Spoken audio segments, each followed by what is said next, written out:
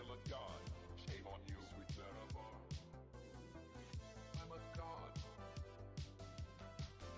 I'm a god. I'm a god. God. I'm a god. I'm a god. I'm a god. Welcome, moon and star. Come to me through fire and war. Oh, oh, come Nerevar. Come and look upon the heart. Upon the heart. Oh, lay down your weapons. It is not too late for my mercy. Oh, oh, come and look upon the heart. Upon the heart. Oh, oh, oh, I'm a god. How can you kill a god? What a grand and intoxicating innocence. I'm a god. How can you kill a god? Shame on you, sweet Nerevar. I'm a god. I'm a god. I'm a god. God. I'm a god. I'm a god. I'm a god. No recall or intervention can work in this place. There is no escape. No recall or intervention can work in this place. There is no escape. No recall or intervention can work in this place. There is no escape. No recall or intervention can work in this place. There is no escape. Oh, I'm a god. How can you kill a god? What a grand and intoxicating innocence. I'm a god. How can you kill a god?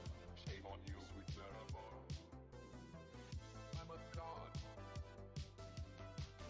I'm a god. I'm a god. God. I'm a god. I'm a god. I'm a god.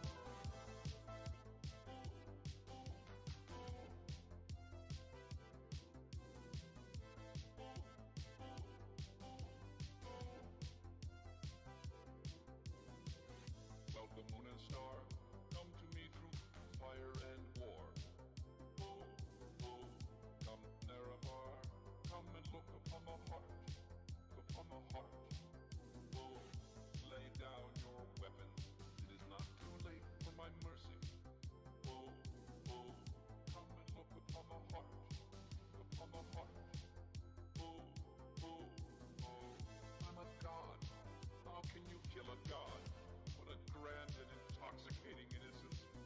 I'm a god. How can you kill a god? Shame on you, sweet Nerevar. I'm a god. I'm a god.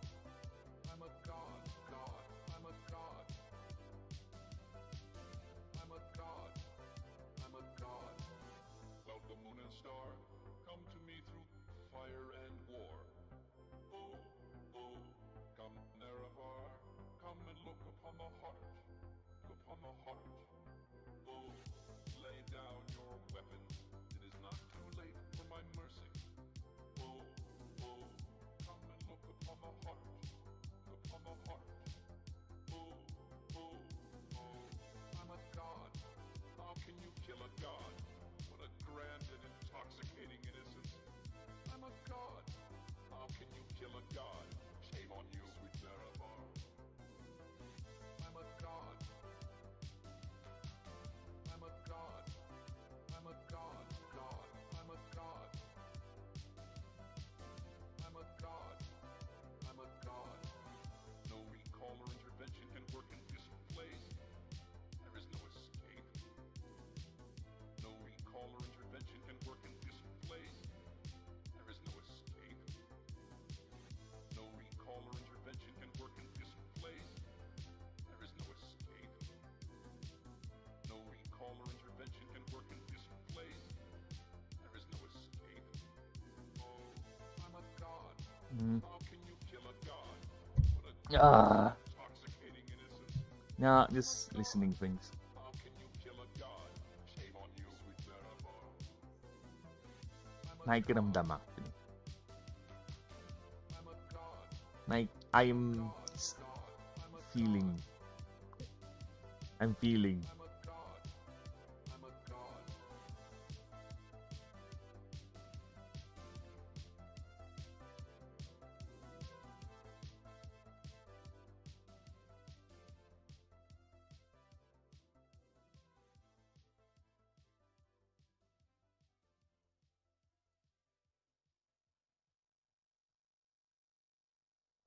Audio. Time to check the audio.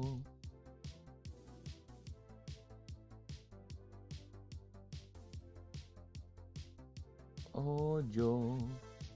Audio, audio. How am I doing with the audio? Audio. Audio. Oh, audio. Oh, audio. Oh, audio. I sound fine. That's all I need to know.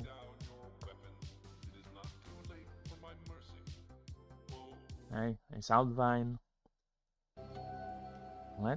Today I am in the mood for some. Yeah, let's do some Halo today. Let's see if I can actually find a Halo. Halo. Ambience. An hour? Can we have anything longer?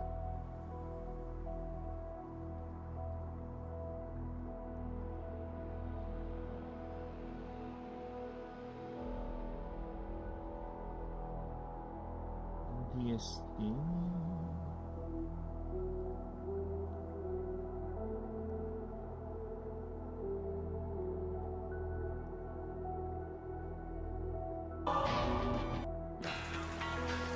That's the one we're gonna go for today. Although we might get ads, but whatever. Oh, fucking! I hate that. I hate that when it does that. I would drag the tab into the collection, then it would just jump up, just rock it up.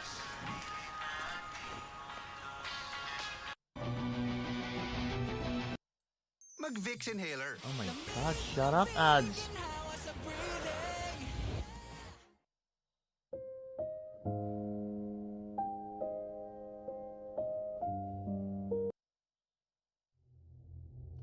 Alright. So now that's done. Let's go ahead and continue. We got some nice Halo music playing in the background.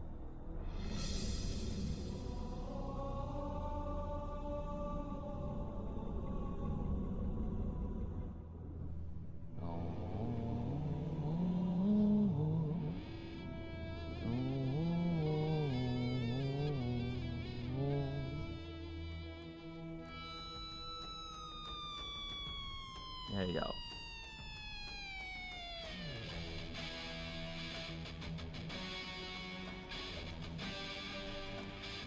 There you go.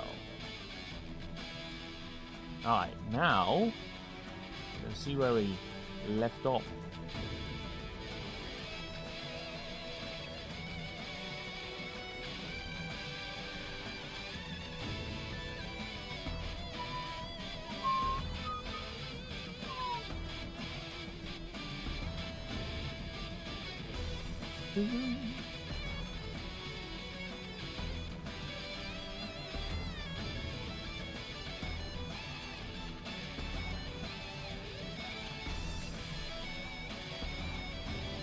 In a few moments, just fixing up.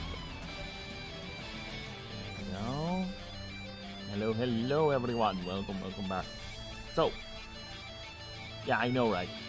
Part 5 for the character background. But what can we do? There's a lot of things, especially that I became an ambitious little fuck and added more. Proofreading session became I want to add more to it section.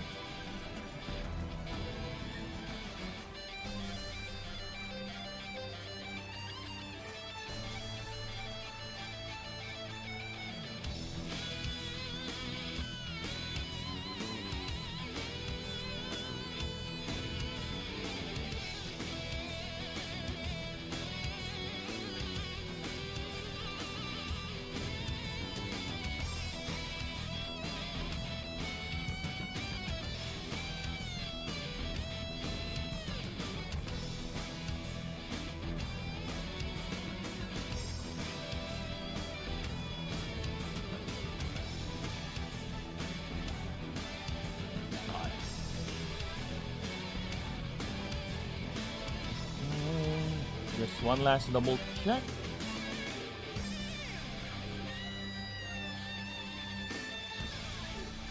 Okay.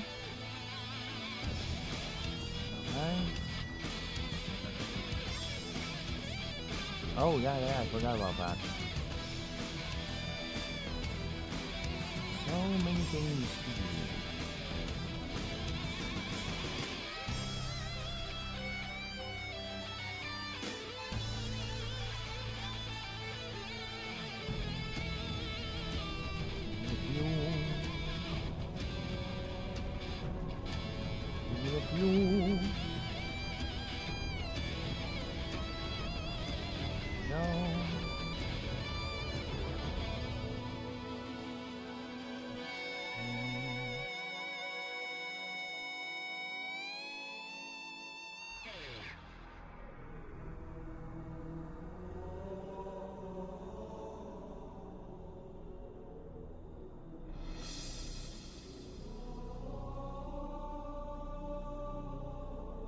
Alright. Now, what did we do last time? Well, I am just busy. Working on the creature rules in the offline, offlinings, whenever we have time. So yeah, I am now at the click capacity. Now I'm working on the moves. So I need to clarify that these things, need to modify them, update them if you will. Some of the wordings, clarified.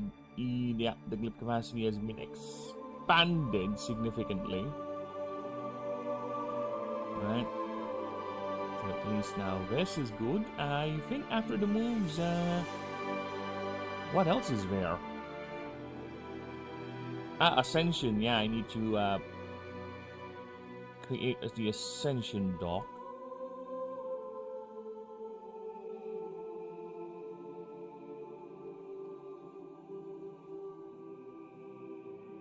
So the Ascension dock. What else? Now, you know what? Instead of me thinking, let me just pull up the document. Because I am a Chisholm boy. So what are creature stats? Let's see. For the moves. So yeah, I think once I'm done with the moves, yeah, I'm just gonna put this in. Just a little reminder what they are. Then probably these. And these. Yeah, but this is more of a reminder thing. Alright.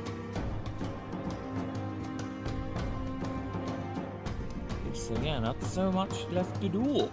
Then I'll call that a donezo. Then I'll be moving to the combat document so we can clarify the things there. But here, I think we're good. Almost done. Now let's go ahead and continue the proofreading, shall we? Yes, we are now at Thespian. Yes, we are now Thespianing.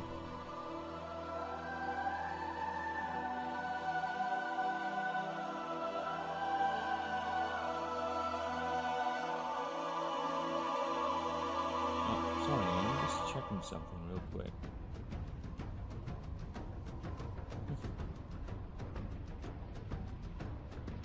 Yes, we are now. Oh, no, actually, I'm done with Thespian, see? I'm done with Thespian. Now we are moving to Outsider for our continual drive to get this thing proofread. And again, once we're done with this, we'll be moving to the creature docs. To the starters. Then after that, I'll be probably also, once I'm done rewriting the rules, probably I'm gonna work on the creatures offline too, so that way we can get that done quicker. That's the only reason why I was not working with the creatures offline, is because I'm busy rewriting the other rules. So once we're done with that, it should be fine.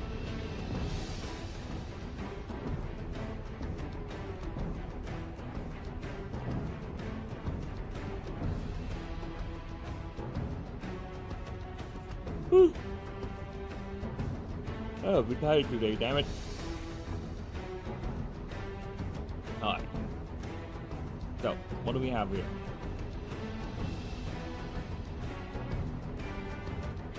Let's continue with Outsider. A bit low energy because I'm a bit tired today. Forgive me, but the energy is a tad too low. You know what? It's fine. We have good music.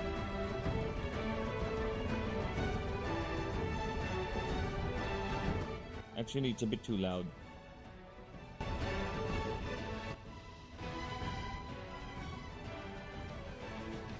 Yeah, it's a tad too loud. You know, it's a snip. Go ahead and reduce it a bit. Now what have we got here? Well, Outsider. Riffraff. Ruffian, barbarian. Criminal, fugitive, outcast. Freak and weirdo. These are the labels society has placed upon you, whether deserved or not. Well, what do they know, right? What do they know? Well, what do they know? They never been where you were, to do the things you've done, to witness the things that is normal and mundane to you.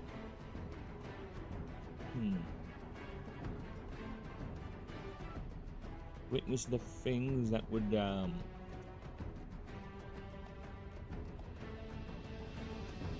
that would turn their stomachs, which is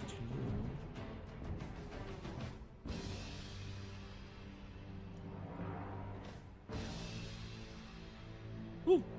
Which is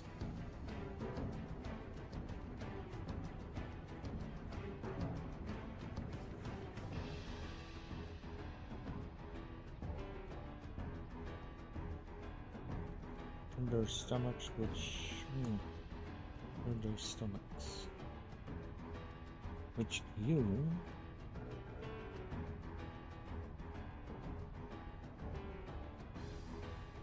is nothing, is not. Hello, Ulmer. Hello, welcome.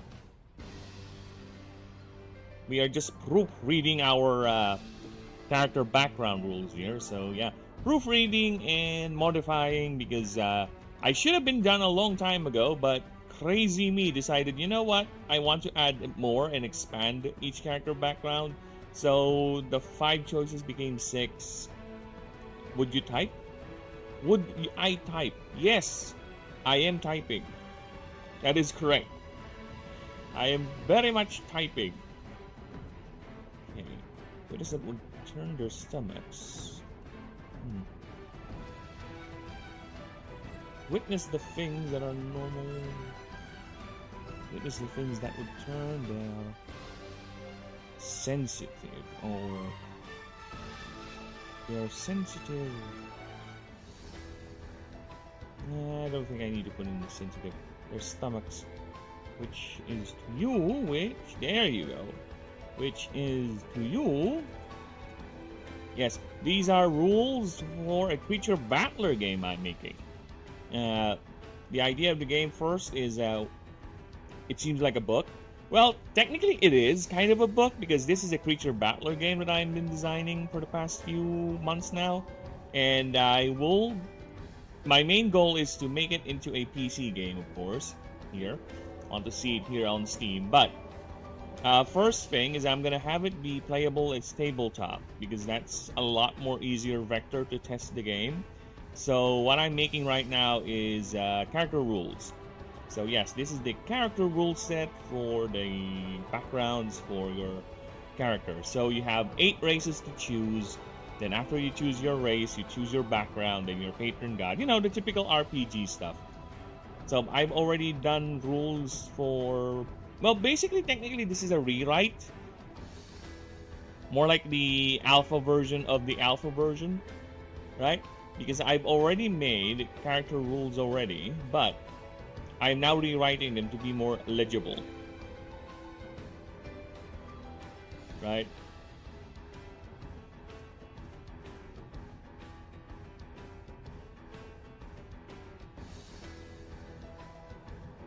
The people above you was crazy. Barely any room to type like this. To even type like this.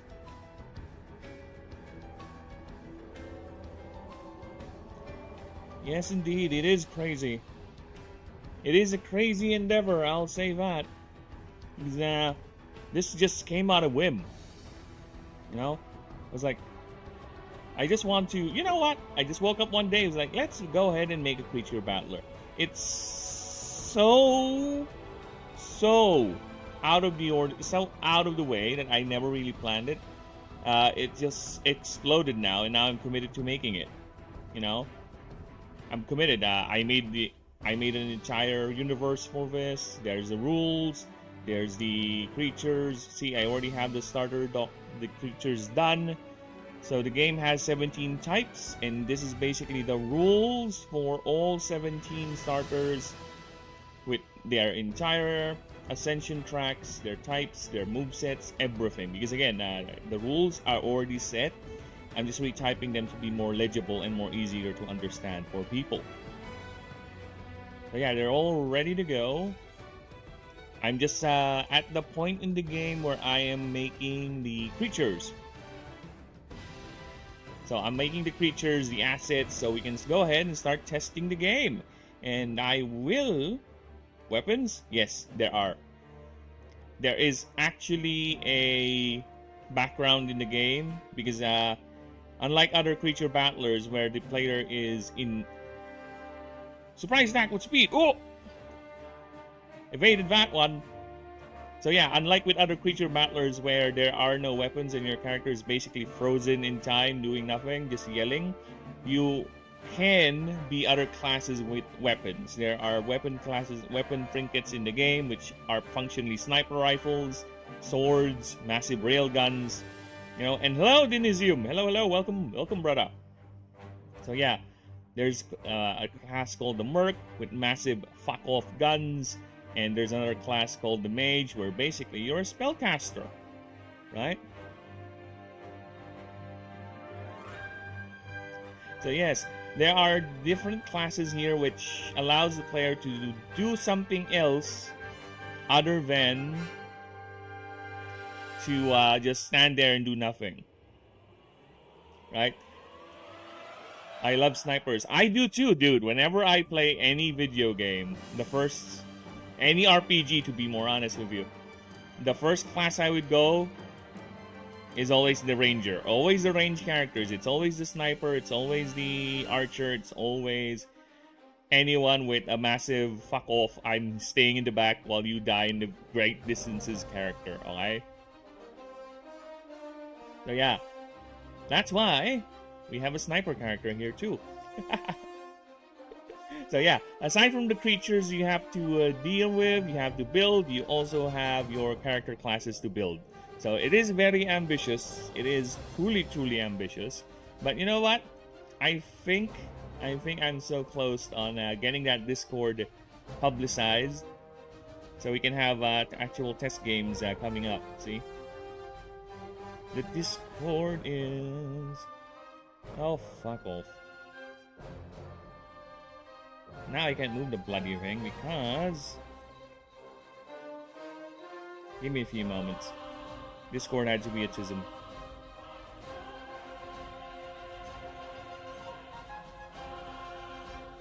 Oh my god, Discord, why do you have to be so cringe? Is there gonna be magic? Yes! There is magic in the game. The game is... Think of it this way. The game's setting is sci-fi fantasy, where creatures are not just Pokemon with no rhyme or reason why they have magic abilities, why they're capable of doing the things they're doing. They actually have we actually have a magic system. See, if you can look at the creature stat, there's a thing called energy. This is their mana pool. So each move in the game has cost. So yes, there are... Your creatures have mana, which they can use to use their abilities, their attacks. So yeah, there's that. We do have that in the game. And your character is all technically a spellcaster. That's why you are... There's a class that's basically carry guns. There are classes that basically... why is this thing too far down? Why is that too far down, damn it? Hi. Formatting. Oh my God, I so love you. Every goddamn time I need to fix formatting. Yes, there are magic, there are weapons, there are character perks. We have character perks in the list already, so yeah. I will get that Discord up so we can organize games and I will be DM. Right? I will DM the game, so customization is the key. There's a lot of things you can do with your creatures. You can upgrade them with a lot of things. You can upgrade their stats, their movesets. I actually want to play it now because I think you made it seem like you know. Well, let's just say I'm a fan of many types of genres, and creature battler games have been quite stale with what they're offering lately. It's the same thing, so I was like, you know, let's put in a mix. Let's put in a mix of the game mechanics. I is it like a? It's I don't know. I'm not that I am ambitious, but currently my plan is first just to make a PC version, tabletop and PC version. So tabletop first, then once we get the rules set up, once we get a good balance. Well, actually, while we're testing it, the tabletop version, I will be studying how to program a game because I already have the engine set up. Godot is my engine, right? I will use Vesa. I will study how to program the game while we're doing the test for the tabletop version, right? Are there levels? If you played games, there are two ways to play the game that I have envisioned. The open world version, which is going to come later, because my main focus is the other version of the game, which is, if you played Slay the Spire, that is it. It's going to be, the maps are going to be like Slay the Spire's map system. Yes, it's going to be Slay the Spire, because Slay the Spire is quite a heavy inspiration for the game. So there are levels, there are missions actually in the game for you to bond with, for you to get the legendaries. I will say this, and I love saying this. Here, the legendaries are not just creatures you go and be friends with and just throw a ball. No. The legendaries, you have to work hard to get the legendaries, because currently there are 27 members of the pantheon. Yes, there are literally gods. They are beyond mortal kin. You can fight them anytime you want. Whatever. Okay. Long story short, the gods, you need to fulfill first their mission tracks. You need to earn their favor. Basically, you don't just go right in front of them once you find them and throw a ball at them to bond with the god. You need to, right?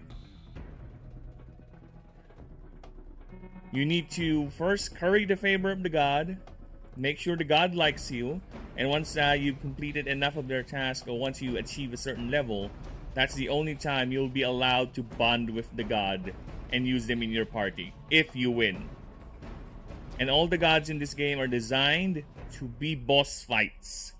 Like, not all of them were part of the main campaign, of course, but they are designed to be freaking boss fights. If you're gonna check the creature stats versus the god stats, they are very, very far apart. Like a starting creature level 1 would have 75 HP, 100 HP. That's already considered big for a starting creature. For gods, no. I think Lunanet is among the lower HP gods, and here, the big boy, Aurelion, has 9,900 HP. So, okay. Alright? So, yeah. It's no easy feat, but I think it's better that way. It adds more character and more flavor to the world if we're gonna do that. So, yeah. So, by bonding with a god, you also get god bonuses. You also get unique perks. Like, let me just pull up the favor document here. See, we have the favor document. So this basically tells you what you get if you bond with the god, what level ranks. You also get unique perks for the god. The person underneath, he was I Show Speed. Oh, that's a big streamer. He is quite a big one. So yeah, and also I have not done yet specifically the dialogue and the maps for it, but I have already made the god missions available. So, or rather, known. So there are I have already basically created how we're gonna progress the god missions. So I'm gonna do that later on for the other NPCs, for the hierarchs, because there are 17 hierarchs in the game that you can choose and challenge. Think of them as your gym leaders in Pokemon, right? So each of them has a unique upgrade, or where Pokemon badges don't do anything, right? Pokemon badges don't do anything, but here I made it so whenever you beat a hierarch, or my gym leaders, quote unquote, they would give you an item that actually is equipable to your creature and would do something, matching the flavor of the hierarch. So yeah, there's a lot of things, and of course, if you do have questions, go ahead and ask. But in the meantime, I saw Denisium popping up, and yeah, actually, Denisium, you're right. Actually, you're more than right, brother. I am now part 5 of the proofreading rewrite. Okay? Because, well, a lot of it is tangents, I would say. But, another part of that was me being an ambitious little bastard again, to be honest with you. Because not only I rewrote some or added in a bit of the blurbs, clarified, proofread. I now added a new 6 option, or a new option for all the classes. I know, right? Because I am crazy. Because as I was reading the fucking things, I was like, oh, I can add this. Oh, I haven't done that. Oh, what if I do this? So yeah, there's new options for all the sub options for all the current ones I have done, right? I have changed some numbers, balance some of the few, right? Corpo had an entirely new track. Or basically, Corpo would just end if you either resign or get fired, and you get to choose a new character class after that, or character background.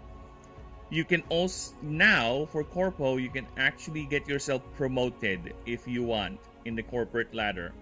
To the point that once you have enough promotions, you actually get a perk where it makes your job easier. It's called Blasted Executive, where you get to hire help to help you complete contracts. Because you're basically a middle manager now. And you can still opt in for resignation and getting fired anytime, of course. But yeah, basically that's what I've done with Corpo. I expanded the fucking thing. So if you want to continue on building your seniority in the company, why not? Because the bigger perks, there's a reason why it's X here. You can get this as many times as you want. So, the more times you get this, the more earnings you'll get. Your salary increases exponentially. So, I'm thinking, you know what? Let's not put a cap in this, and let's just have it be as high as it can. Maybe have it where players can, try to see how far or how high they can be promoted in the company before they start fucking up. Some sort of a little achievement for them to chase, if you will. So yeah, I worked on Tespian yesterday. There you go, there's the new option for it. Now we are working with Outsider. I already started the blurb on this one. I'm just thinking of a new way, or rather just rearranging the words, right? So let us see here. Let us continue, alright? And I think I have an idea what to add for Outsider's 6th option. I think I do. But for now, let's stick with the blurb first. Again, riffraff, ruffian, barbarian, criminal, fugitive, outcast, freak, and weirdo. These are the labels society has placed upon you, whether deserved or not. Well, what do they know? They've never been where you were, do the things you've done, and witness the things that would turn their stomachs, which is to you. This is what I was fixing earlier. To witness the things that would turn their stomachs inside out.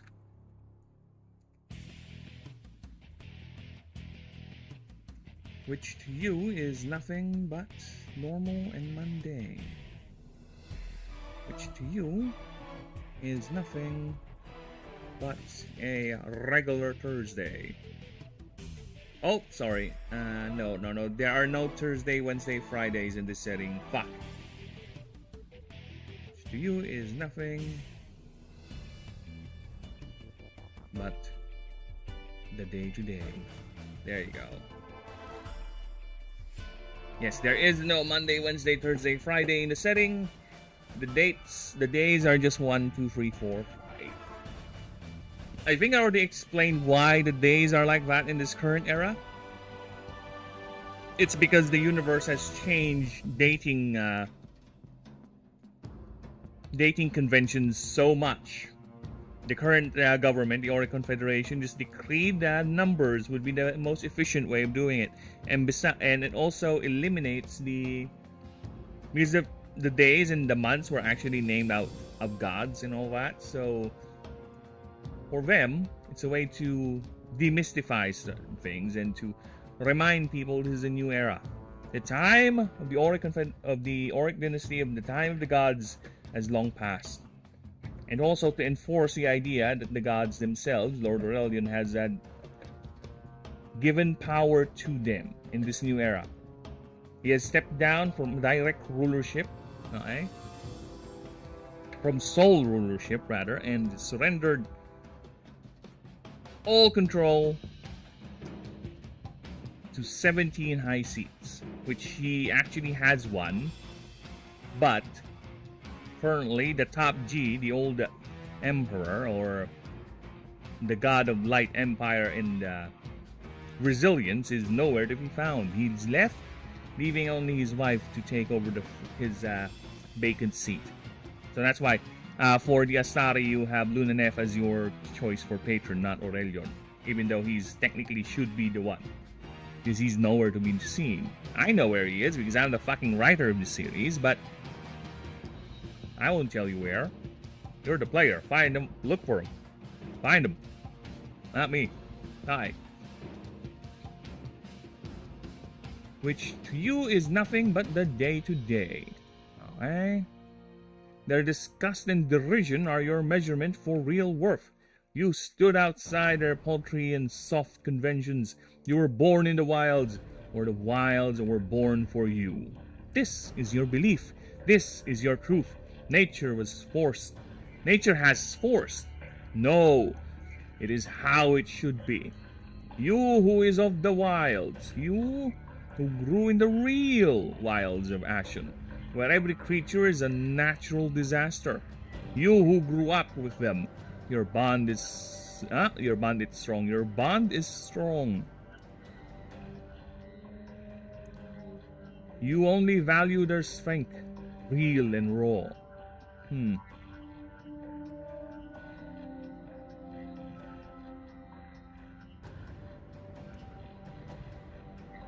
Yet, are you aware that what Ashen really is? Truly is, rather, because we already have really. Truly is? Question mark. It's a genetic carnival. Those creatures are products of the very same civilized folks you've been drawn from. Explains why people see you as odd and out of place. I don't know, something's off with that. Also saw your YouTube post. I guess the paragraphs and dots are mixed up.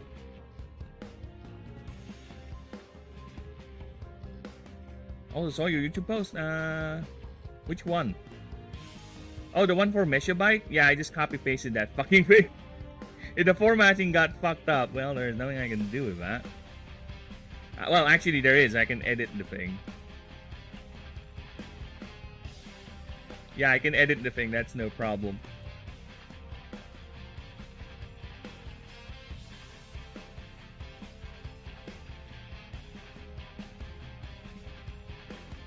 Oh yeah, you're right. I just saw it.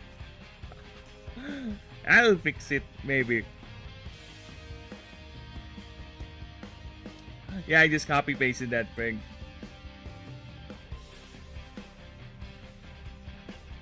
Apologies for the quality.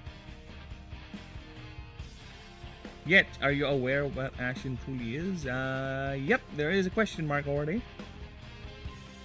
I don't know, there's something off with this line, with this entire thing. Yet, are you aware of... Are you aware of what Ashen truly is? Question mark. It's a genetic carnival. Those creatures are products of the very same civilized folks you withdrawn from. And you withdrawn from with utter disdain. With utter disdain. Alright.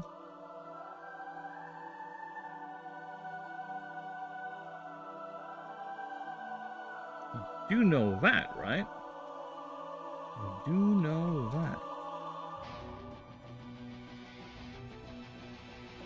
No. I guess you really are from the wilds. Do not know that. To not know that. Or maybe you're just that special. You're just that special.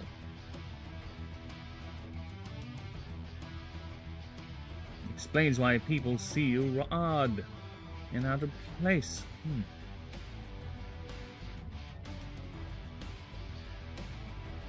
Actually, this explains why people see you as odd and out of place.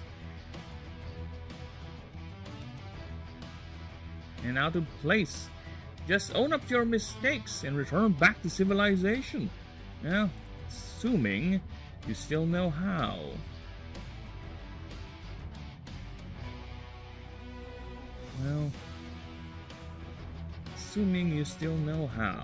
Okay. This background starts with nothing but 6 pure azurite. That's a tier 5 currency.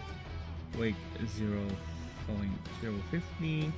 This item can be sold for 5,000 currencies. There you go. The perk rolling. This character may use creatures without a link rune. However, this creature will always consume this character's arcane stat. There you go. This character's arcane as if they are always in combat. This character may do this up to max 3 creatures. This character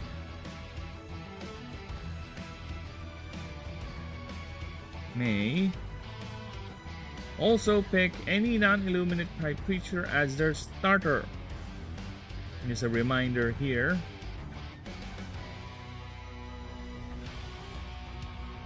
because you don't have an emergency link, you don't have an emergency triage, you don't start with them because you're from the outside.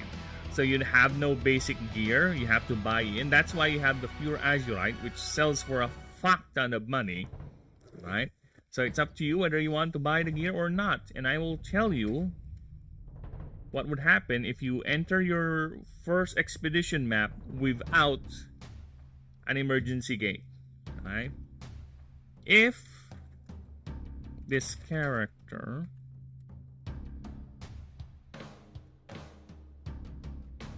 or any character, if this character suffers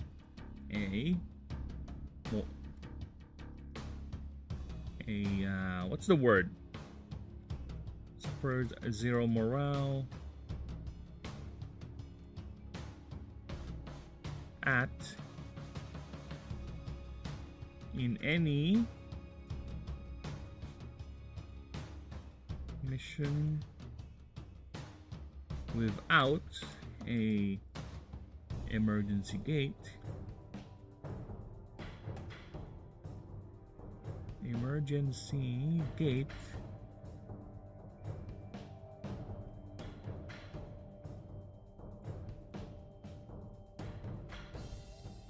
it triggers a game over scenario. Yeah. Game over scenario where the character is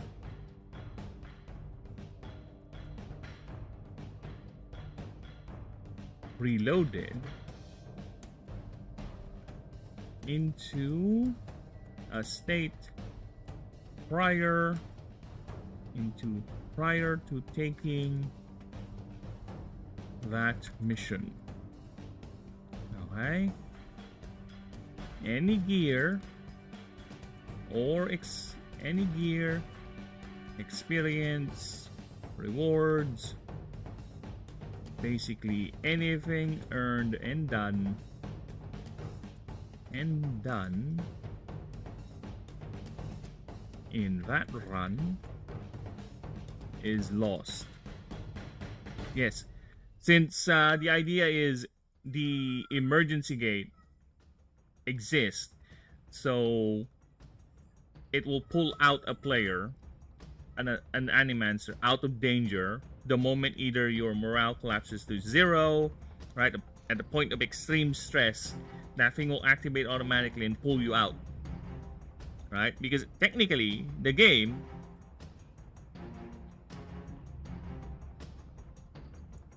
will, or rather, I will still allow you not having the emergency gate. I will, right?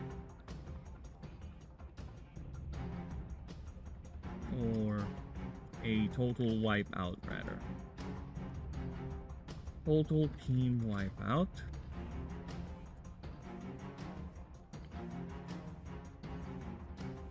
Forgot about that. So yeah, it will pull you out. That is its purpose in lore. In game, it has two functions. Other than it's gonna pull you out of danger, right? Bring you back to safety immediately. It also functions, it has a charge where you are allowed to access your item bank or your creature bank in the middle of a run. So you can switch out things. You can only use it a couple of times before it fizzles or you're no longer allowed to do that. But the emergency pull out will always happen as long as you have the rune. But if you're an outsider who started the game without the rune, then you have to have a special case because technically you do not have that thing. So it's simple. You get a game over and the game will reload back to your state before you actually went on that mission. So basically, think of it as you seeing the possibility of your future in the dirt dead. Or if you want to be hardcore and turn that into a hardcore run, why not? It's up to you. It's your character, right? If you want to go ahead, run the game, and die without any emergency gate, get that game over, you know, and just basically treat it as your hardcore character. You're done. Moving forward. Okay, next. Technically, you can do that with any character, right? But this one is legit. You are indeed gonna suffer a game over state, where if a character with an emergency gate actually triggers the gate, where again 0 or total party wipe, you will retain all the things you've done in that map. You know, your gear, the ones you picked up, your experience you gained, any interaction whatsoever to progress certain side quest or a nexus or a god track, right? You will retain that. You will have a penalty though for the fired emergency gate, right? Because that thing is a one-use thing. It's gonna fry. So I am thinking, because the original cost whenever that gate fires is going to be a negative 3,000 monies to your bank account, but it's going to cause massive deficits if you are in a spiral. So I'm thinking most likely I'm going to reduce it. I'm thinking of the magical numbers, either going to be 1,000 or 2,000. I don't know. I'm thinking about it, but most likely it's going to be less severe than what it is currently, because currently there's no excuse for it. You suffer a party wipe, immediately pulled out. You suffer a morale loss of 0, your morale drops to 0, you are pulled out, and you get a penalty of 3,000, right? You don't get a penalty if you pulled out early, right? Because it doesn't fry your gate. The emergency will fry your gate. So I'm thinking either to reduce it, or am I gonna do like the Pokemon thing? Pokemon is basically, if you lose all your money. Or not, sorry, let me re-clarify that. You don't lose all your money, you lose half of your money. So it's still up in the air. I will think about it more thoroughly once I get to the combat document, where it explains to you the thing. Right? How combat works and what happens if you lose. Or the world doc, where basically that thing is also applicable. So yeah, I will explain it further there, or I will decide on whether I keep the old 3,000 or put some sort of a safety clause. Like, for the first 3 failure points, or any failure point, as long as you're below a certain level threshold, like you're below level 10, it's free.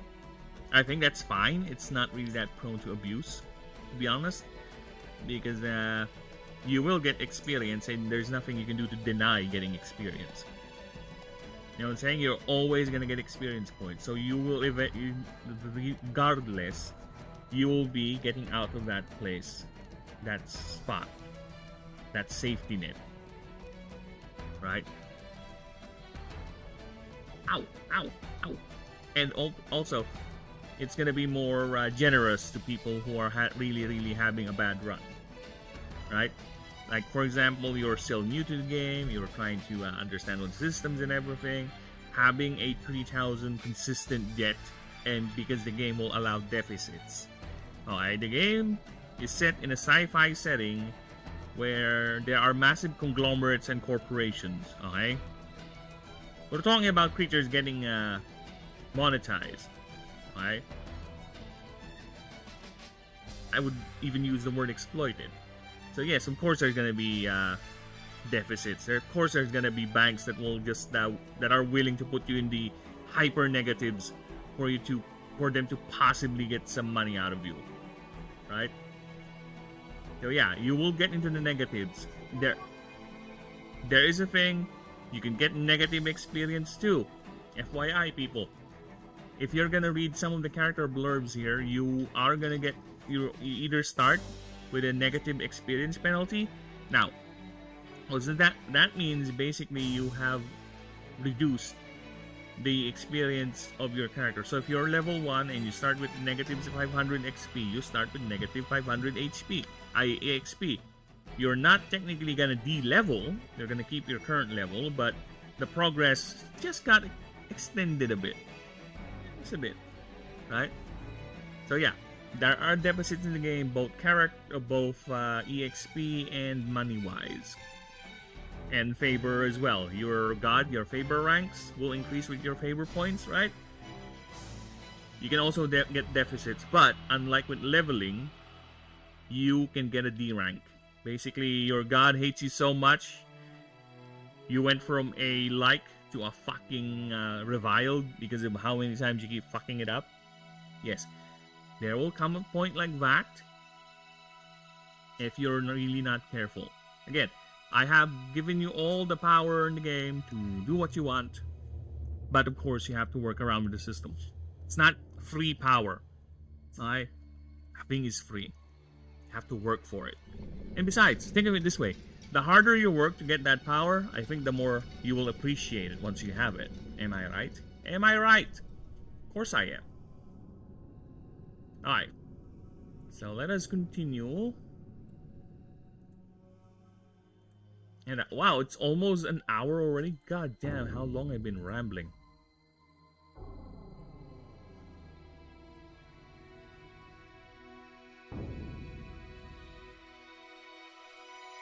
Oh, Discord.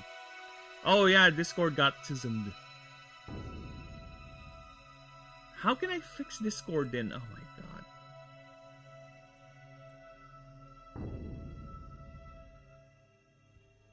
How can I fix Discord? You know what happened to my Discord? I can't move it around. I cannot. Because my Discord, remember, you can move things like this, right? Yeah, right? If you click this part of any screen, any window, you can move it around. But, considering my Discord is stupidly annoying, the part where I can grab Discord and move it around the window is not accessible because it expanded to a point where it's over the window now. Right? And if I close this bloody thing, right, it should fix it. But no, if I reopen it, it's the same size. It's the same size. And I think the only way I can fix this blasted stupid shit is close that. And where's fucking Discord?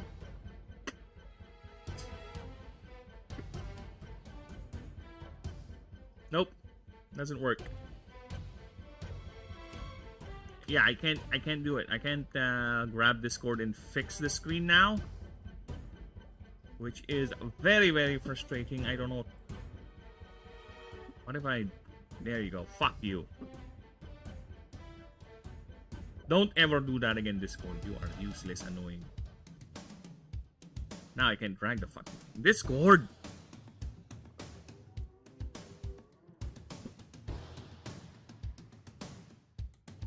Dude, it's like dealing with a child. With a literal child Discord sometimes. There you go. Oh my god, thank you. Alright. Now where were we?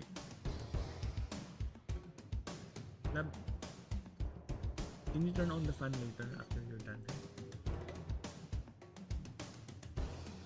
Okay. So let's check the sub options. Let's see what being an outsider gives the player. Oh yeah, oh my god. Sorry, my OCD is very strong.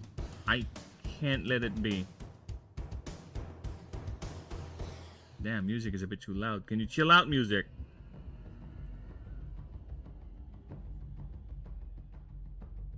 Did I fix Nimdal? Oh my god, why is it over here? Is there something that changed?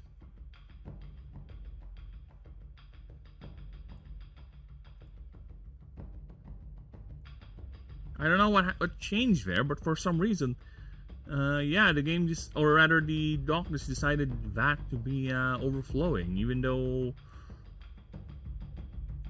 I guess the only thing that changes up here with Torvin's side, but I don't know. Sorry, my cat is losing his brain again. Be right back. Be right back. Get down from there.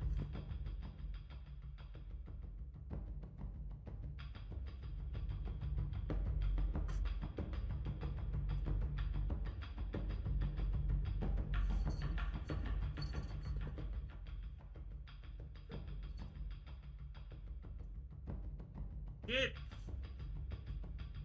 I'm working. Daddy's working. He's busy. Sorry, the cat has a tendency to be cutely annoying whenever I'm doing things. Loves that doing cat thing that it's not allowed to do every time I'm in the middle of doing something. So I don't know. It's like a little child always begging for your attention whenever you're busy and you're not paying attention to it. And if you're paying attention to it, it's like, I don't care. Oh, hi.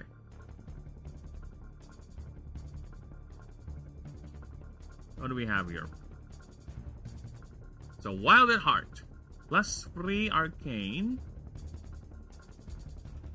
This character gets, replaces Raw Link with Primal Link. This should be bold. Okay, this character can use... Basically, you just need to change this. May... okay, this should be violet. 5 minus 1 MD minus 20 and off. I'll be back. Lab, it has come through. Sorry about this, people, but I need to do things. It involves a lot of movement. If you catch my drift. Alright? If you catch my drift.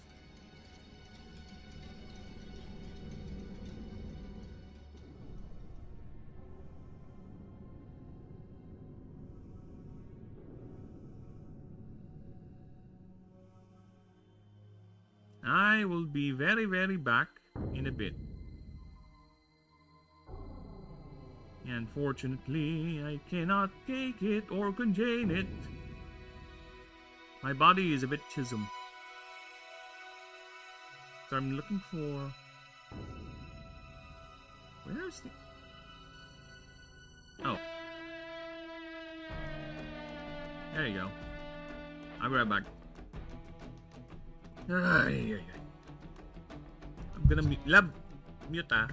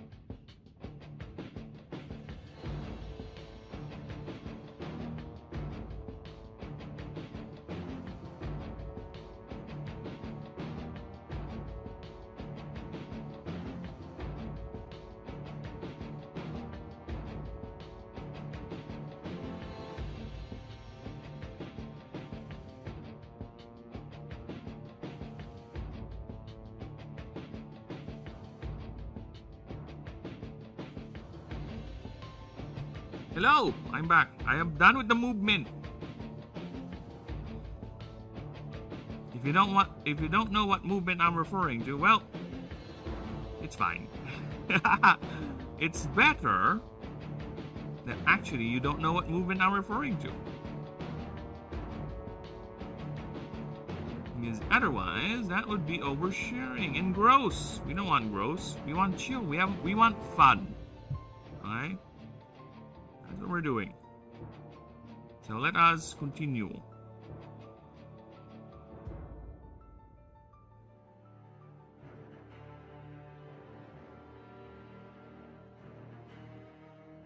Okay, where am I? Here I am. Okay, so an hour and 15 minutes. Let me just check the chat. Yep, streams are doing good. How is the streams going? Streams are okay. Yep. How's YouTube going? YouTube is doing very good. Thank you. Hello, everyone. Hello, YouTube. Okay. Alright, let's continue. So, where was I? Before I was interrupted by my body. Creatures in your party get plus or minus 1 MD. MD is a weird stat, alright? Mana draw? Mana draw is a weird stat because the buff for it is not plus. It's not... You don't add more mana draw to your creature stat to make it more powerful. You reduce it, right? Like, yeah, so... the funny thing is, it's quite confusing, especially for people who don't know what the MD stat does, right? So for them, this is going to be utterly interesting or confusing, because why is it lowering that stat? Because in other JRPG games, or other RPG games, you would thought, this is how fried my brain is, you would thought or consider the initial thought for MD is magical defense, right? That's the basic thought of it, but it's not. It's mana draw. It's a completely different stat. It's a completely different thing, because in the game, there's only one defensive stat, and that's DR, damage reduction. Everything is the same, right? A spell, a punch, a gun, they're all going to be mitigated by the same damage rating, right? It's not separate. Much more easier that way, right? Rather than dividing into several things. But most likely, there might be some creature passives that have resistances where they take less damage from this, they take less damage from that. Well, actually, there is. Remember the typing, right? The typings have resistances. So yeah. Okay. Now where are we? Runner at large. This character starts with the starting gear of any other background instead. So basically, you don't start with this. You don't start with this. You start with this. These. Right? That's where you start. The fuck? That's a Halo music? I don't recall that one. Oh. Fucking stupid ad.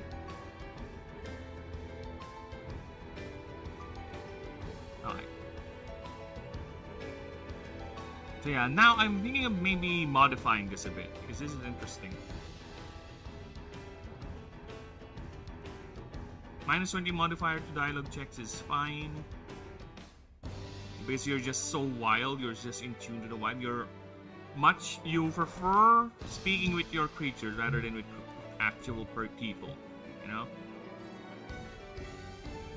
So runner at large. I'm thinking of upping this to where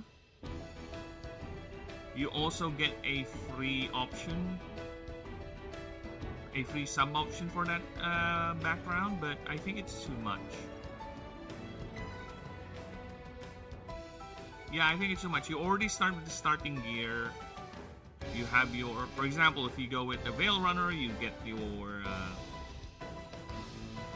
what do you call that? Your brain. You get your fixers. If you go with mage, you get your mage system, right? So I think we're fine. You also get a tempered past perk, which increases your character stats by 20%. So this is a cumulative. The higher your stat goes, the more benefits you're gonna reap from this passive. So yeah, I think it's fine if we just keep this. So let me just check the wording, of course, because again, this is also a proofreading pass. This character starts with a starting gear from any other background instead. Starting gear and options.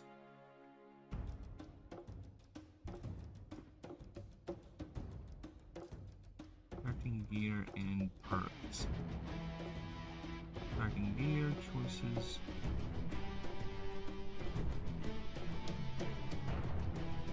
And perks.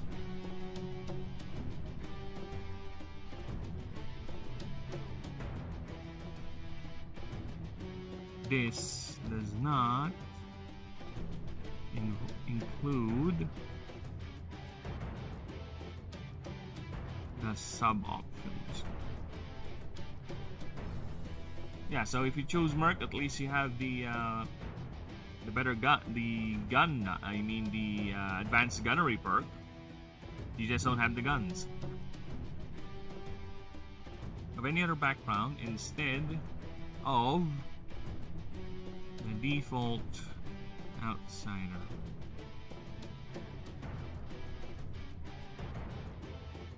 I don't think I need to add in that anymore. I think it's already understood what I'm referring to with this one, right? Yeah, from any other background instead. So yeah, I think we're fine. And you get this perk. And get this perk. Hey, you! You violated the law! You! Whenever you enter a hub, you are required to do a crime check. Tier is based on the highest map you unlocked.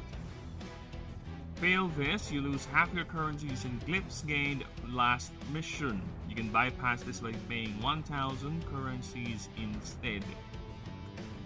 Yeah, basically just bribe the guard. You lose this perk when you reach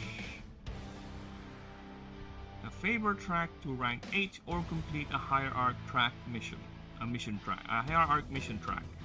And also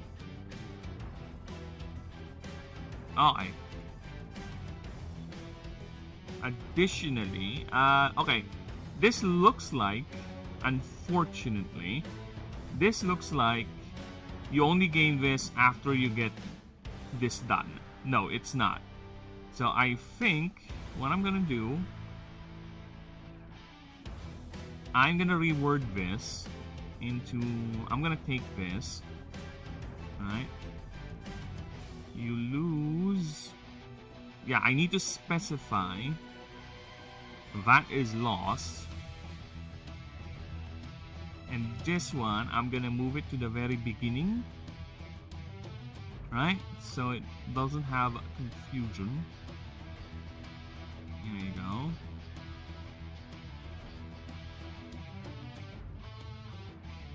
Oops, sorry, wrong place.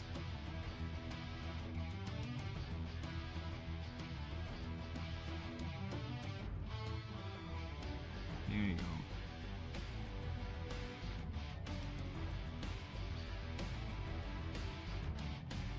There you go. So I think that's better. Now, it looks nicer, and it doesn't look like you get temper passed after you complete the thing. So you, at the very beginning, you already have tempered past, and hey you, oh sorry, I should read it proper. Hey you! is always available until you lose it by getting the god to rank 8 or completing a hierarch mission track. So I think they're fine. I might increase tempered pass bonus 25%, but I think 20% is a lot. Okay? In any game, if we see a 20% increase in any stat, we're gonna immediately take it. Okay? That's a no-brainer. So I think 20% is fine.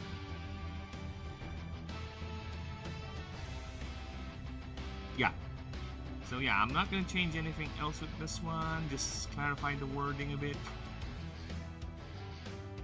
You know, at this moment, I think it is time to reduce lay font even more.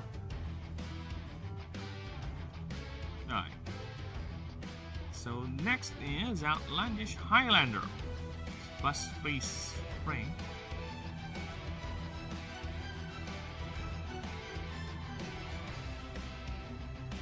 Sorry about that. Tier 1. Yeah, you start with an item called Great Axe Board. It's a tier 1 weapon trinket. Weight 2. During your creature's turn, you may roll a 1d20 on 12 up. You deal 30 damage. And yeah, basically you're Conan the Barbarian. It's a 30 artifice damage. Artifice. Is it artifice? Yes. On a 20, you may roll again.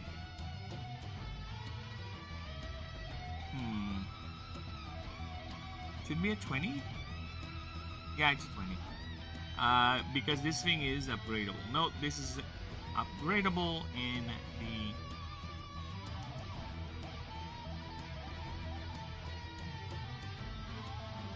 Yeah, this is an upgradable item, so you can make this even more powerful up to tier 5 eventually. Right? And don't worry about the ruling. There will be a clause there telling you you can equip this even if you don't have the perk. It's fine. Okay. I'll apak it. Night, have a nice sleepy sleeps. I might join you.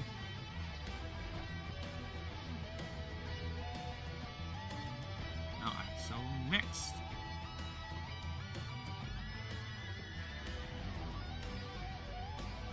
The walls are too tight. Now, I think this is... Yeah, I really don't see anything to change with Outlandish Highlander. I think we're fine with that.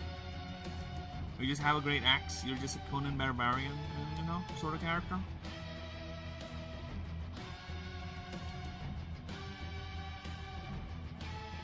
See your enemies. Drive your enemies before you. And hear the lamentations of their women. Dude, I need to get that full quote. I used to remember that whole thing. Lamentations of their women. Oh. What is the best in life? To crush your enemies, see them driven before you, and hear the lamentations of their women. There you go. Alright, next. The walls are too tight. This character gets the perk. What did that TV said? This character rolls a 1d20 for each non-NPC stat check. It adds a result minus 10 to that stat used for that check. Also, for Crazy Island's magic... Wait! Sorry, my headphone just decided to fly off my hand.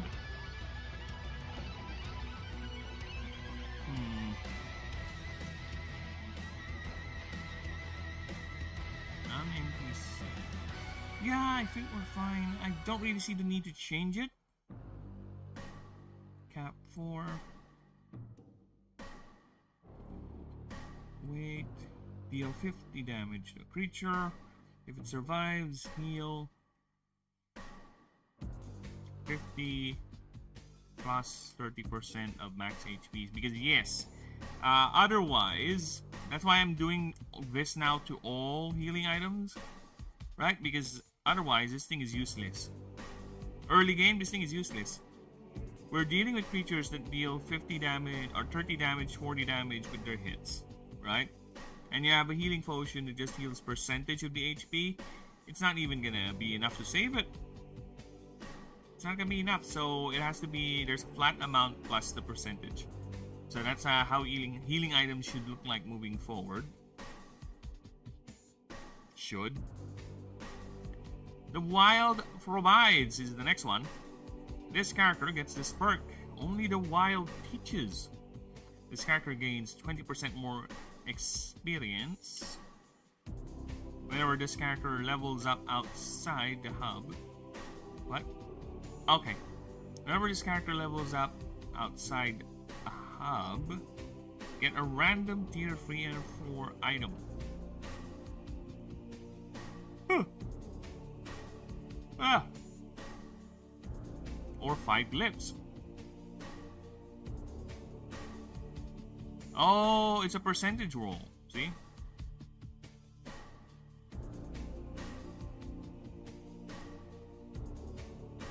Okay, so if that's the case, let me just word this then. Let me just make this something more player controlled then. Roll 1d20 on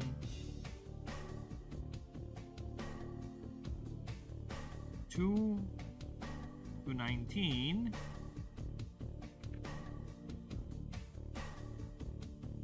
Gain a tier 3 item. Tier 3 random item.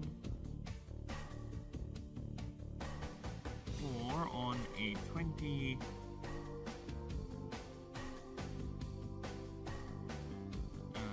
Gain a tier 4 item instead. Yeah, because most likely that's gonna be the determiner anyway. Just throw the dice, right? So might as well just have it be a dice throw.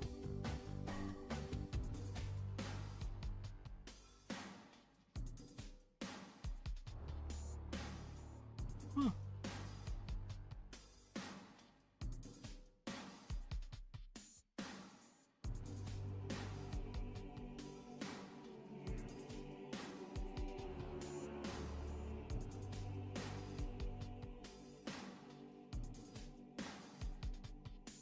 Four, 5, okay. However, this character does not gain EXP outside hubs and non-expedition maps. There you go. It's oddly worded, but I think we got the idea now. Okay, so I need to come up with a 6th option. What would be a 6th option for an outsider character? Because I gave Devout some Eldritch nonsense also with Priest, right? Because look at Devout has a thing called Imaginary Friend, and basically you get to choose the the special god everyone thinks is dead as your patron. And at the start of your combat, or rather, you also get this perk called, yes, you're right. Here's the fun thing. Every time this character interacts with anything in-game, dialogue, stat checks, combat, whatever, you roll a 1d20, and the result is -10 plus 5. You'll see what... Well, let me just say it. It's -10 plus 5 per void-type creature in the field. So yeah, it basically eats itself, right? So, what's okay, so far, okay, so what does it do? Creatures in your party enter this. Oh, yeah, for void type creatures in your party. And basically, the result, you add it or subtract it to your wits, intelligence, ingenuity. That's it. I think it's fine as is, and the scaling will be amazingly astronomical once we have that get started. I think so, at least. One way to find out, right? Once we get there. Once we get there, we'll find out if it really works. Alright, so let's see. Oh, Mistakel! I mean, outsider. What are we gonna do? How are we gonna do the outsider? Should we add something like void related, right?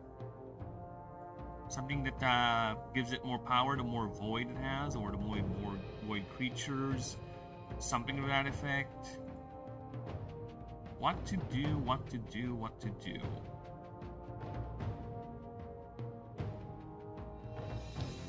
Because this thing already is it's the multiplier actually both helps and not help it. Right? That's the interesting with it. So it does that, it does both for it. Besides, you can always opt in or opt out by doing the glitch thing.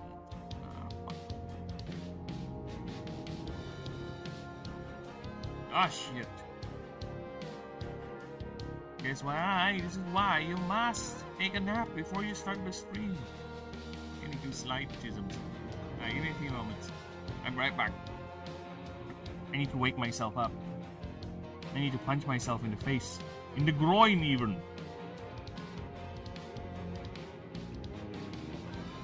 BRB again. Actually, I'm just gonna grab a drink. You know, something cold. Just to refresh the brain. I'm being sleepy because I could just stand up too while I'm streaming. That did work too. I want to work on the project. Fuck off.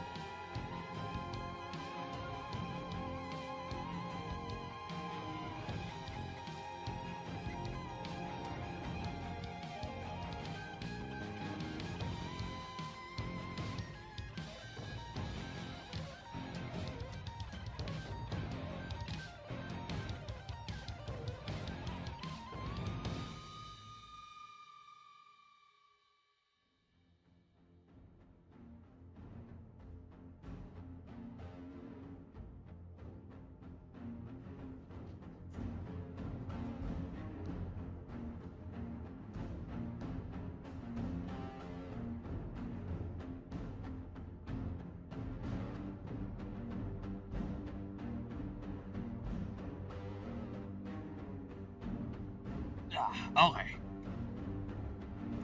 We're back. I just drank some water. Hopefully that should tell my brain, hey brain, shut up. He's busy. He doesn't want to deal with your shit. He wants to work. He wants to get the project moving and not stagnant. So shut up. Stop complaining. Oh, you have to sleep. Oh, I'm tired. I'm your brain. Listen to me. I'm tired. Fuck off, brain. Sod off.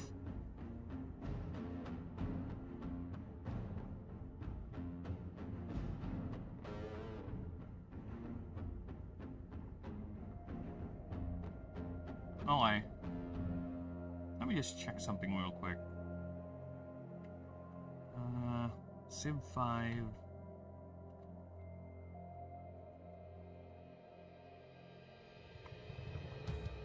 Mod cancels. Achievements.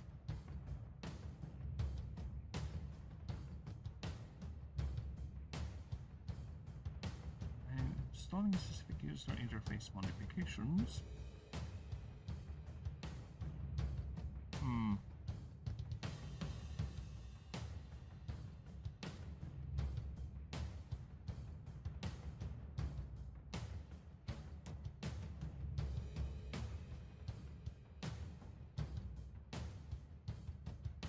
Well, that's annoying.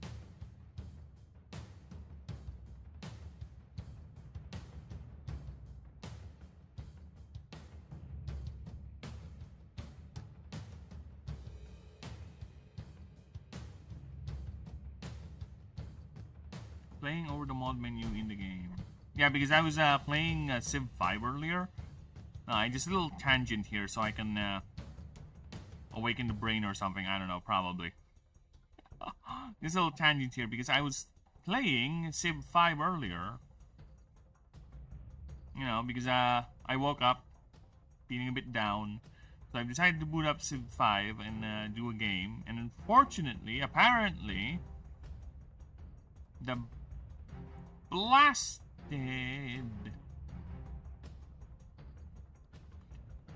mods would cancel out the achievements, which is annoying because I don't think the game has, you know, it would be neat if I were to get achievements, but it's not really a big deal. But it's kind of annoying that certain games would cancel out achievements because there's nothing really. Come on, man, just let me have them. It's fine. It's just a single player game. Alright. Fuck off. Yeah, I kind of prefer just...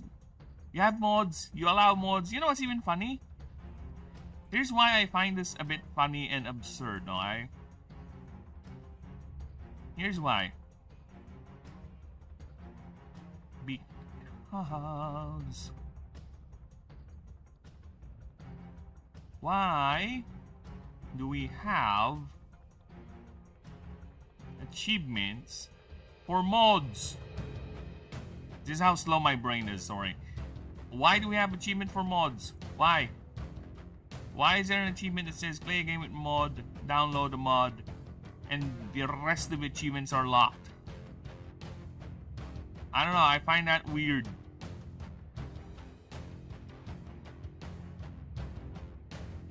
Whatever game. Alright.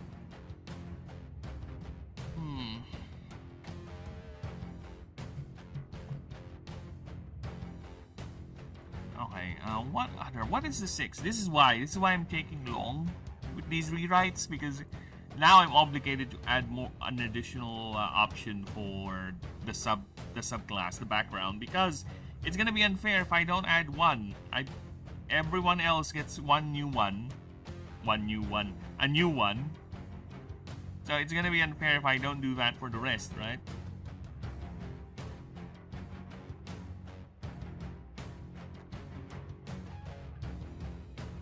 Which is most annoying.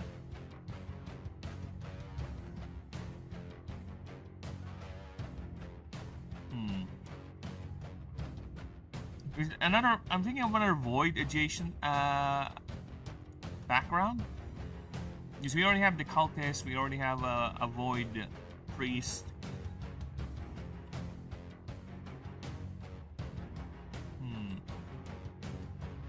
How about what other concepts I can do with it?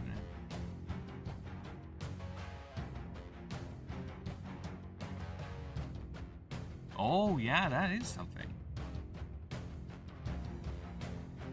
Raised by what? That? Yeah. You know what? You're right. Alright, here's what we're going to do. Raised by that. Alright?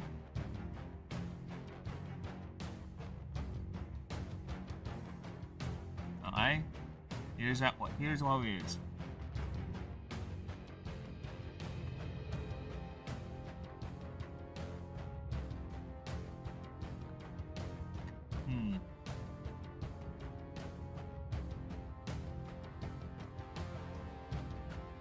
Okay. This character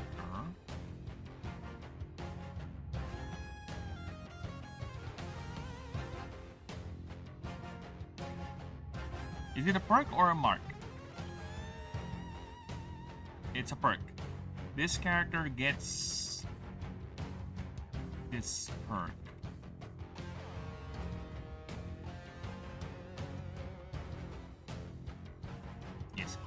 Yes. Gets this perk.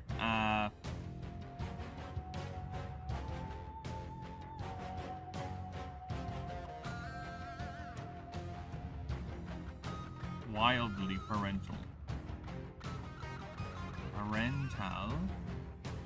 Alright.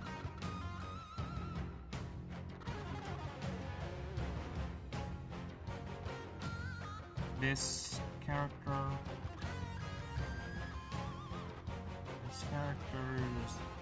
starter creature costs no MD.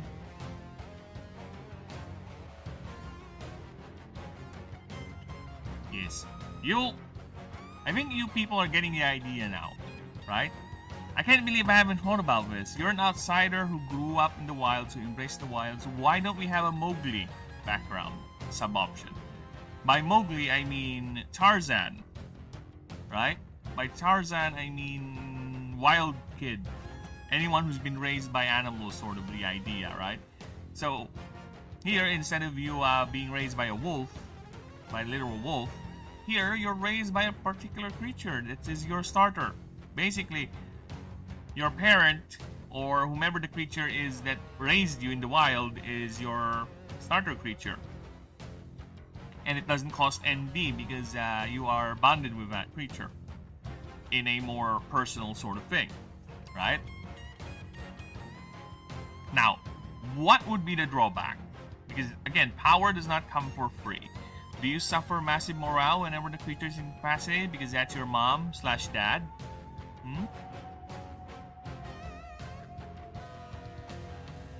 Is that something? I think it's something. That would be interesting. I kind of want that. You get a massive morale drop? Or... oh, fuck.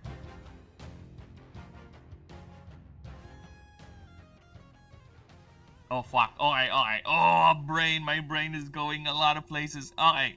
This is interesting. Now my brain is waking up. Alright. My brain is waking up, people. It's waking up. Alright. Okay. I may be sleepy chisms, but when my brain kicks in, it kicks in, alright? So, your creature costs no MD, so it doesn't occupy... so you're safe. You don't need to worry about it, alright?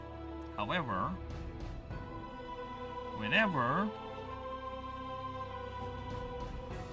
this creature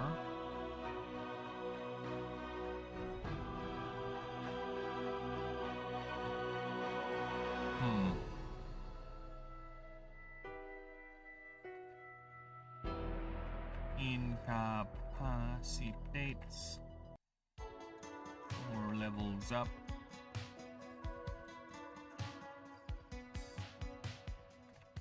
level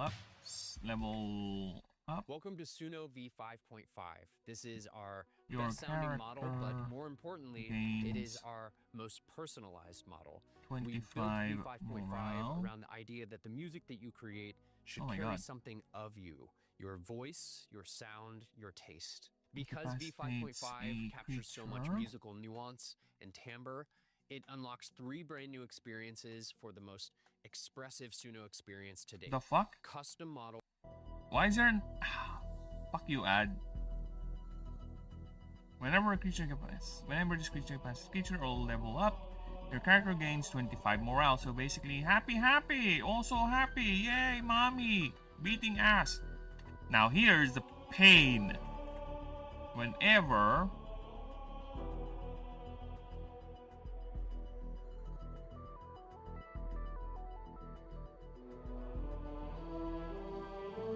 this creature is incapacitated,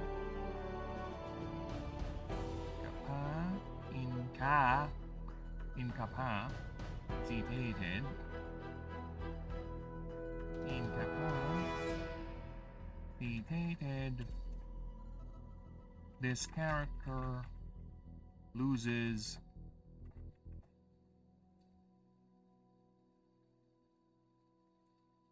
Oh yeah, there is the bonus, right? So I think 23 more morale. So it's, I think, or 24. Oh yeah, 23 for 25. Okay. Character.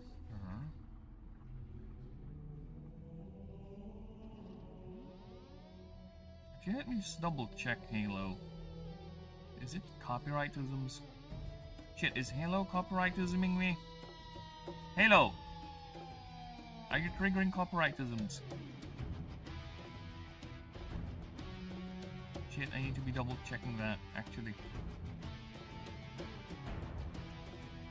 Halo!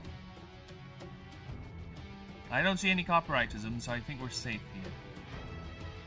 Yeah, I think we're safe. This one does not have any notices. No notices! Yeah, I think some of the Halo music might be copyrighted, and that's not good! That is very much not good.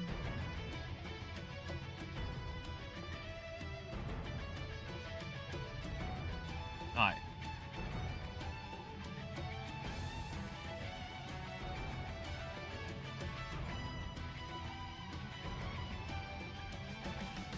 Alright, incapacitates. Whenever this creature is incapacitated, this character loses 22 more morale.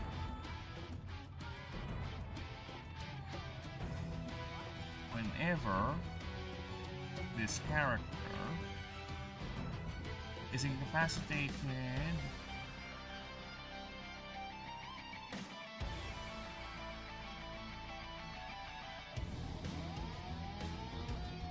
whenever this character is above 50% of max morale, this creature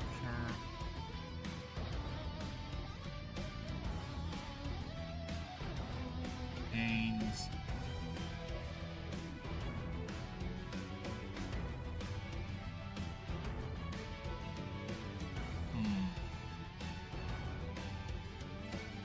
gains or deals?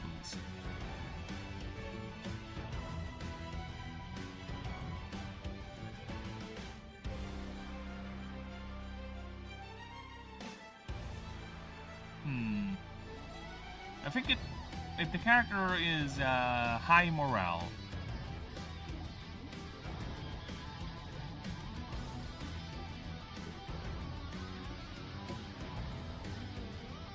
oh shit, okay, how am I gonna do this?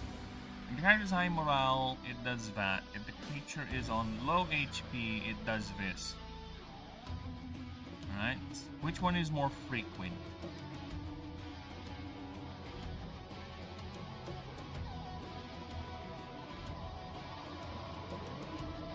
Yeah, because it's protecting its kid. That's the idea. Oh, okay, I got it. Whenever this character is at or below 50% of max morale, this creature deals more at 25% more damage and receives 25% more damage. There you go. So basically, it goes on berserk if the character is losing its mind, right? But as long as they're having fun, they're okay. So yeah, so I might change this, a couple of the numbers. The morale bonuses, I think we're fine. Sorry about that. Creature starter. This character starter creature costs no MD, however, what is the character that? Gain 23 more.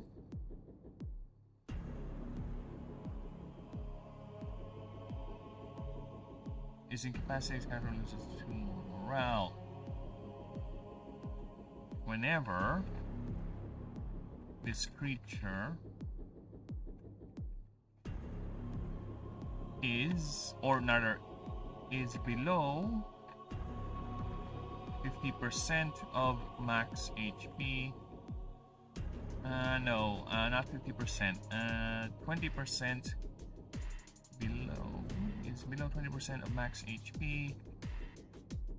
This character immediately or loses 10 morale. Yeah, there you go.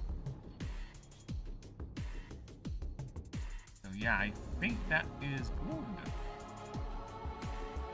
Yeah, mommy's getting hurt. The outsider's getting, no, mommy, don't get hurt. Yeah.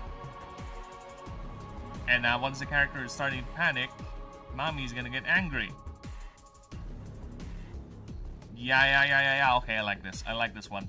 See, it just came out of nowhere. The inspiration just hit me like a fucking freight train. Which is nice.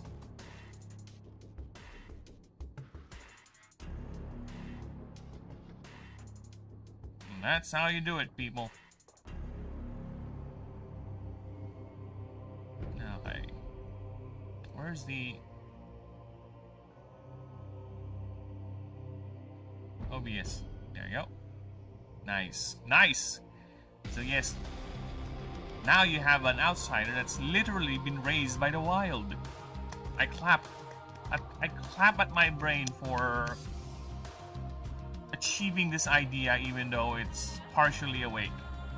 Thank you, brain. Dude, as I am clapping right now, my eyes are literally shut. That's how sleepy I am, goddammit. Fuck it. We move on. Alright. Let me just check the streams because we are at the 2-hour mark. How we doing? We alive? We kicking? We good? Stream looks to be in order. Very good. Very good. Hello, everyone. How is Twitch doing? Twitch is fine. Twitch is Twitch. Oh shit, I forgot.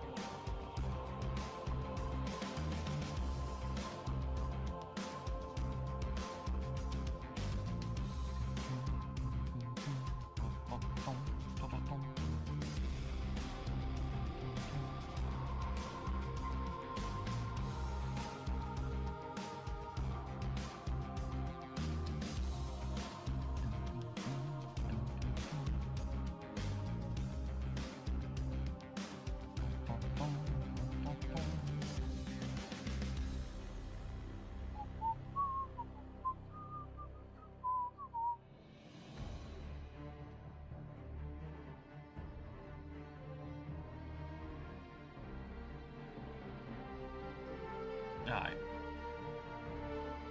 Now, let's do Veil Runner. Veil Runner, you are no mere criminal. No simple thug. Thug. Thug. You are no simple thug. That's a weird word to pronounce, to say out loud. You are no mere criminal, no simple thug. Not one of those disposables that exist for simple, cheap, lowbrow jobs. You are the expert. The one thing every under-the-books operation needs. Your clients are the top of the rung. Oh, I see a boss there. Fuck off. The top of the rung, the bosses, the CEOs, justiciars, and the most affluent. You are the master of being unnoticed, even out there in the open. Your very shadow blending in the scene as if you are part of the background. So it seems. Or when was the last time you had an important gig? When was the last time you were planning? You were at a planning table,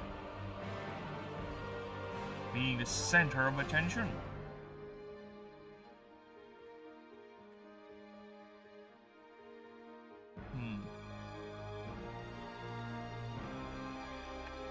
Ordering people around. ordering your crew around. Every last one of them hanging on your every word. Every last one of them hanging on your every word. There you go. Do you still remember the feeling of being the center of attention? Do you still remember how you perfectly evaded search teams and bypassed sensors? I really want to say you are. Or just a lucky smuggler with a killer smile. And even a killer partner. Even more deadlier partner.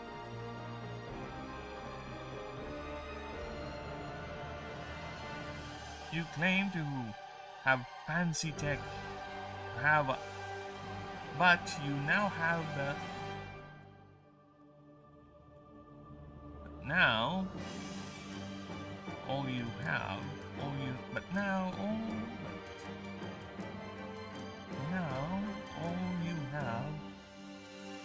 are a bunch of old hand-me-downs. There you go.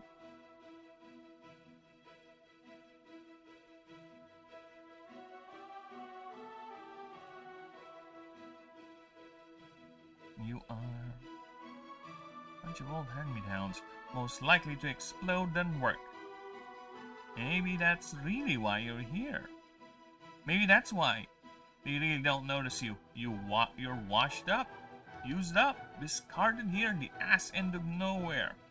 And again, subversion and guile are your expertise. So, could this be all again? I mean, even the gods need an expert. Now, I think it's fine. I don't need to change it. It's a good enough blurb, to be honest. So yeah, I don't see the need to change it.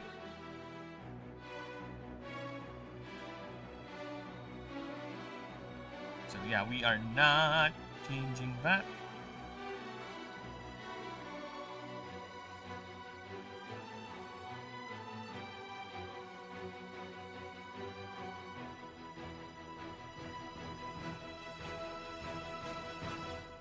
Alright, so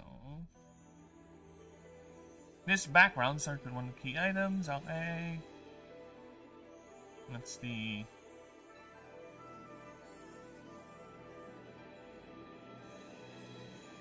default. God, the sleepiness is returning. I need to get to the thinking part. Choose a fixer. Adriana sells stealth, ingenuity related gear, consumables, and non-lethal weapons. The fixer sells strength related gear and not NPC bypass. Check consumables, weapons. Smiler sells wits related gear, potions, and other that helps deal with NPCs and more, and morale related items. Igneus sells arcane related items, feature marks, and arcane check consumables. Note: you can contact your fixer at any time while you re-roll the rolls once per run. If you can do a quick crime check,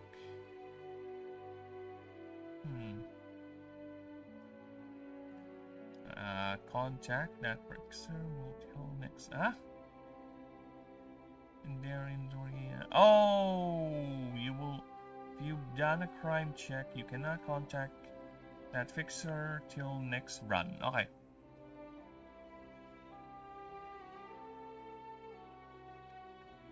Oh, fuck!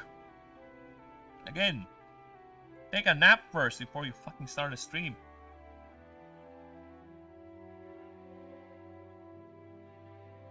Next. Here at the rendezvous, this character chooses an high arc and gains their bonus Also,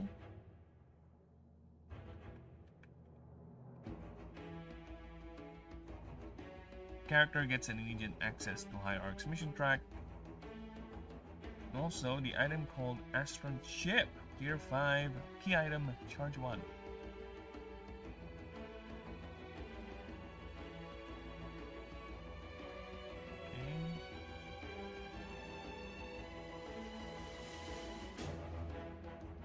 You can use 1 charge to pass a crime check or a non-hierarch god dialogue check. This item is lost after you complete the hierarch's mission track. This item gains a charge for successful hierarch mission. Yeah, I think we're fine with that. I don't see that as being a problem. No need to change that one.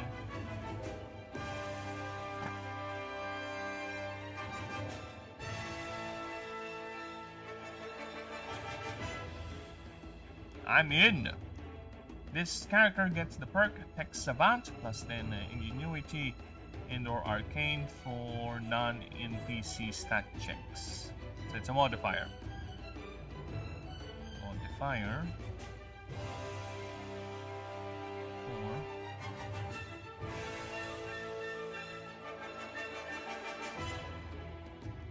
This character has -5, huh? Yeah, I think it's fine. It's not that egregious.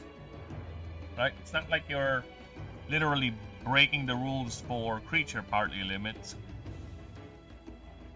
Yeah, I think we're fine with +5. I don't see any need to adjust anything for Text Savant, to be honest. Unless there's something I can think of within the next few minutes.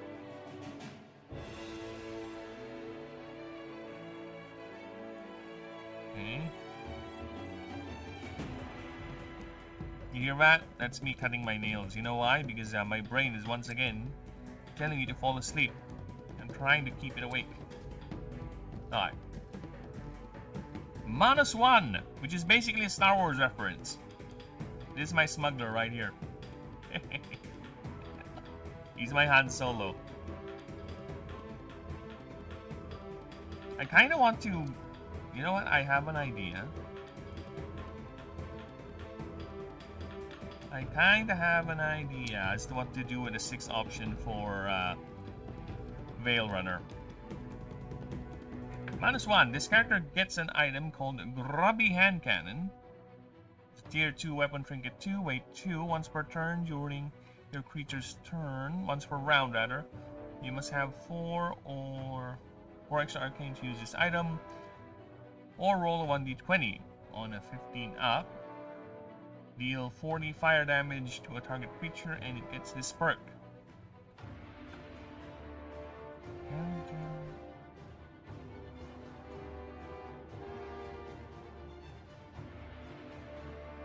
Alright.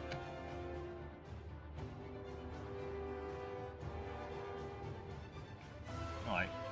If I still continue on doing the headbutting, I might just have to give way and just go ahead and do the sleepisms, but I will hold on for as long as I can, alright? But I am really doing the headbutting. Someone call me a slur, maybe that will work. Wake me up.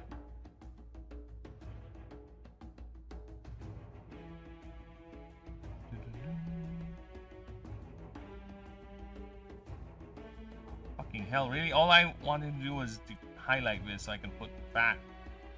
Keep missing because every time I try to do it, my eyes would close up. Ah! We got.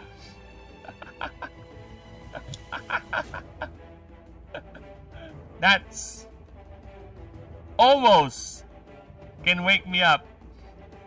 Piga! What's up, my pigas? Yo, yo, yo! Yo, yo, yo, Mawigas!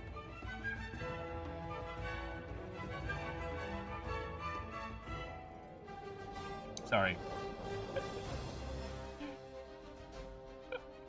We pigging now. We pigging now in the house, boy. Alright, fucking ads. Fuck off.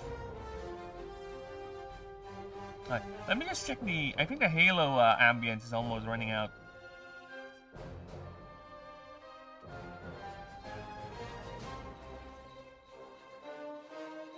Alright, we're done with the Halo. Let's go back.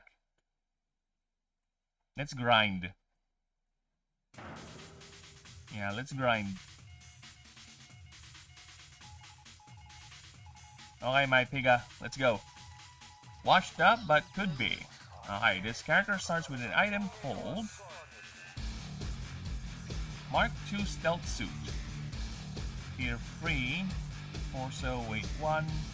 And oh, by the way, speaking of that, since we're doing rules, I kind of want to show this off, alright? Or rather, to try this out. Because, as we all know, the game has a very unique level up curve when it comes to its creatures, right? It has a very unique level up curve. So, each creature levels up like this. It has different level ups where, like this, right? Every level up, a creature gets 25 HP, plus 1 power every 2 levels, plus 1 DR or defense, plus 3 levels, plus 1 speed for 2 levels, and plus 1 energy per 5. Then, plus 1 MD per 30, 50, 75, and onwards. Right? So that's how it works, right? So, to make it easier for players, I have come up with a little numerical sequence, and I don't know if this will help, but for me it helps out a lot, because I'm very bad at memory, alright? This. You see this? 25, 2, 3, 2, 5. That is the standard growth rate for all the stats up to mana draw. Because glyphs, or rather, up until energy. Because mana draw is fixed to, again, 30, 50, 75, 100, then 120, 140, whatever, right? So it's easier to remember. But for the other stats, we have that formula. So for people who want to track the level up growth of their creature, they can just remember that sequence of numbers, right? So 25, 2, 3, 2, 5. Now, what if the creature's primary stat is, for example, Proceratron, its energy? So the order or the numbers would change. So it's going to be 25, 2, 3, 2, 4, right? Because its primary is energy. So instead of having a +1 energy per 5 levels, it gets a +1 energy per 4. So it changed the sequence. See, it's a cute little system I come up with, or got inspired of coming up with, to make things easier to memorize for creature stats. What if it's DR? So the numbers are going to be 25, 2, 2, 2, 5, S. Why is there an S at the beginning, at the end? Because Hulikun is a swarmer.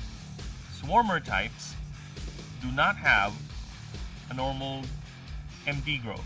The first time they'll have an increase of their mana draw is level 50. And Ethereals, instead of 1 per milestone of MD cost, so 30 plus 1 rather, 50 plus 1. For Ethereals, it's +2 because they're that powerful. So instead of an S, they have an E at the end. Now, how about for creatures who, like Illumiwand here, its primary stat is the unique move? Then basically, it's the normal number, the normal sequence. It's just U at the end of it. So that means its primary stat is the unique move, right? So I think it's an okay system. Actually, it's much more easier for me to remember certain things when it comes to the level up curve, right? It helps out a lot. I also developed a quick computation for speed, so people would kind of get the idea of speed easier without having to go through the rules, like the whole wall of text. It's just a simple equation. So yeah, that's another thing I have been doing with the rule set, is making things a little bit easier to understand, especially if you're not that familiar with the system, right? So hopefully that will help. Let me just italicize the numbers here real quick.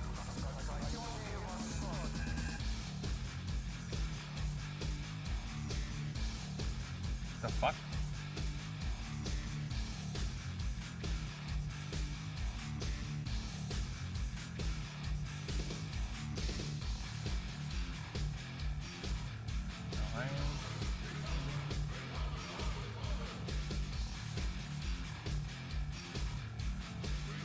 Alright.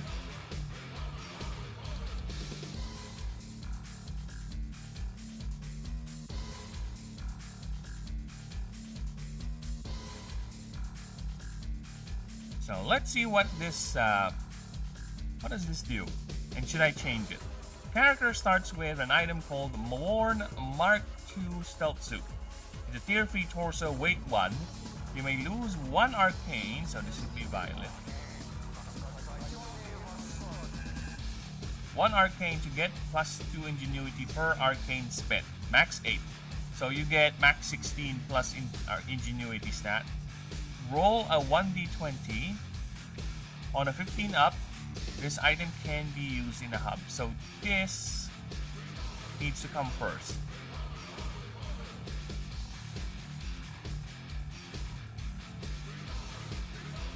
Right, this needs to come first. Before using this item in a hub. Yeah, because even though you're wearing a stealth suit, sure, you'll be stealth, but people will see you turn stealth. People are still gonna be on guard, so you need to succeed a stealth roll full before you actually become stealth. Alright? In the hub.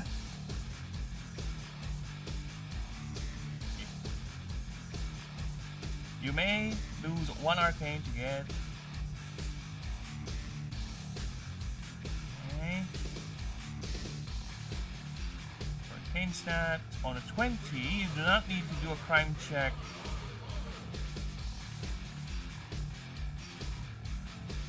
Oh, fuck off.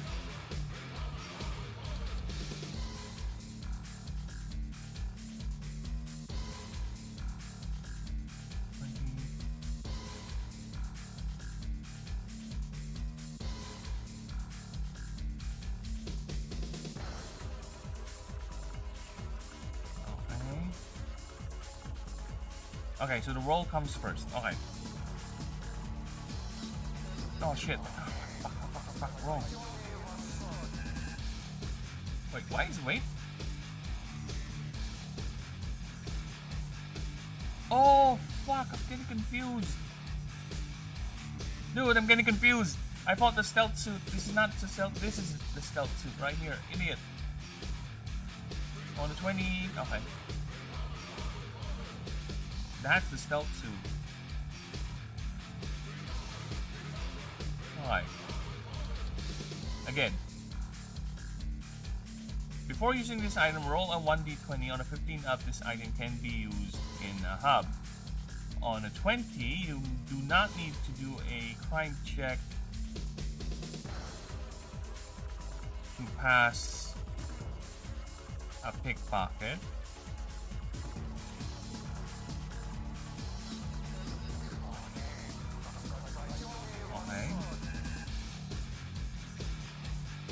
On a 1 to 7, you cannot use this item in the hub or till the next round.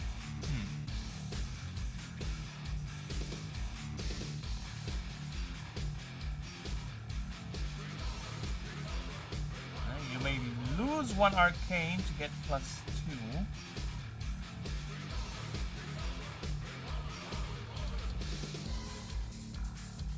2. Also 3. Okay, so basically you need to pass a check to be able to use it inside the hub. Right? On a 20, you do not need to do a crime check to pass a pickpocket. Right? It's automatic. On 1 to 7, you cannot use this item in this hub till the next round. Okay. Isn't that a bit redundant?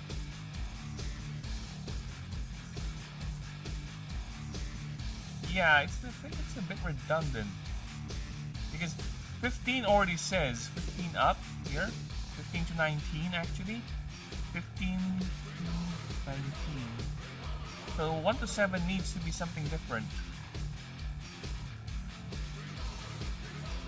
Yeah, you need to change that because we already have that with 15 to 19.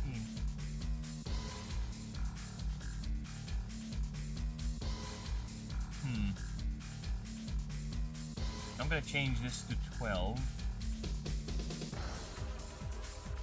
Then I'm gonna change this to 11. Oh no. On a 1. No, on a 1. On a, fuck! On a 10 to 19.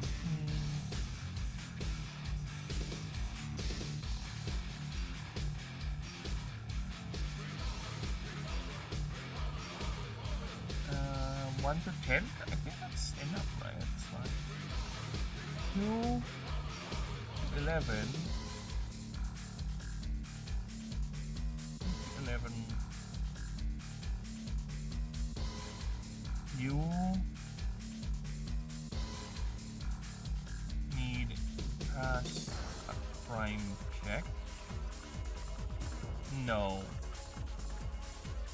Oh, okay.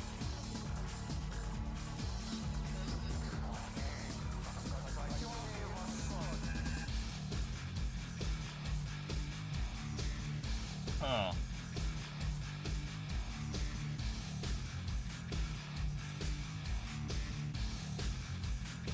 I guess it's, you know what? Yeah, it's not redundant. Actually, I just realized that you can't use this item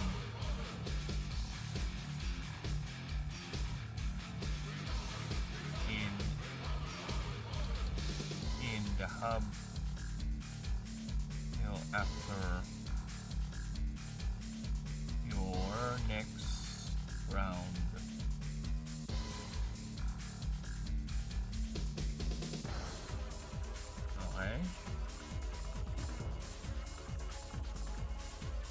Then the 1 on a 1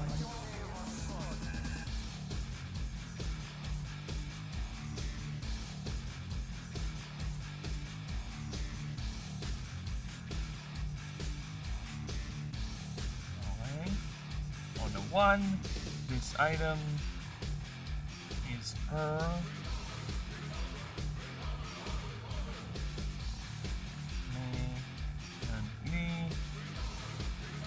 loss. There you go.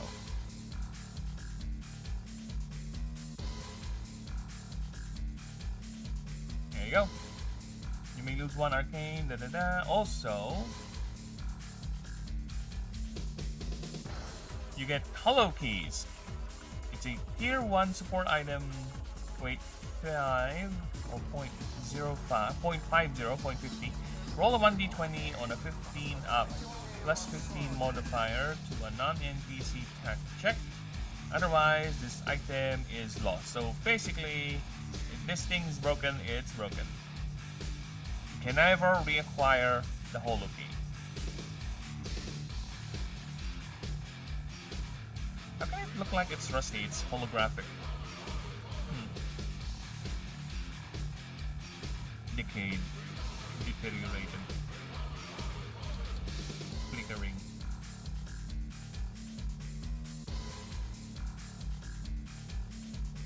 Okay.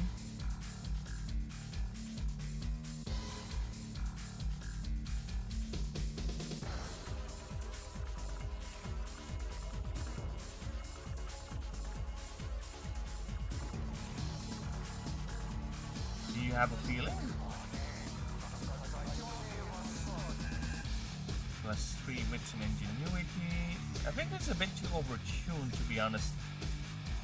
the more I think about it, I think it's a tad too overtuned. Just a tad. It's plus 3. Oh, the minus strength didn't kick in and arcane. Okay. Right, so minus 1,500 currencies as well at the start. This character gets the first. Don't tell me the odds. Once per round, you may have this creature re-roll the result of any ability, move, or special effect. This ability, using this ability again in the same combat encounter, will increase its cost to 10% of the creature's HP. So yeah, I think we're fine.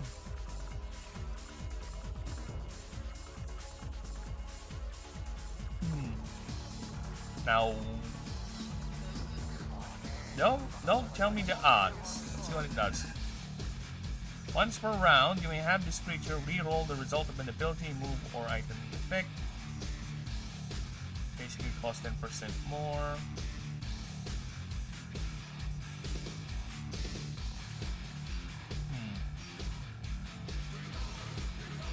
But choose 10% of its HP. Okay. Of its current HP? Okay. It's not that bad, especially if you use it on a low-level creature. Now, with that in mind, I kind of want to shift it to a flat amount damage, but if I do that, it's gonna be useless by the end game hits. I think it's fine if it's more forgiving on the earlier ranks, to be honest. Yeah, we'll do that.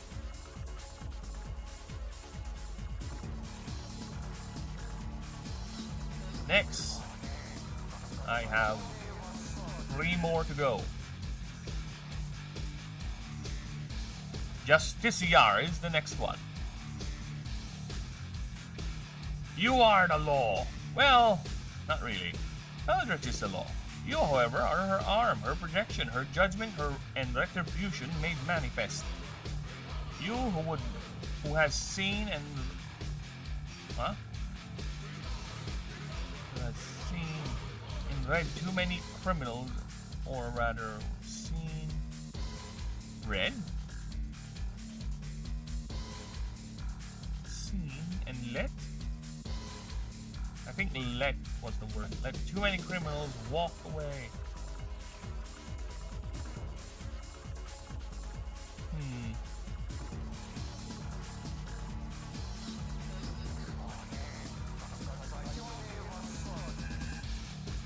You who has seen too many criminals. I don't think there's nothing.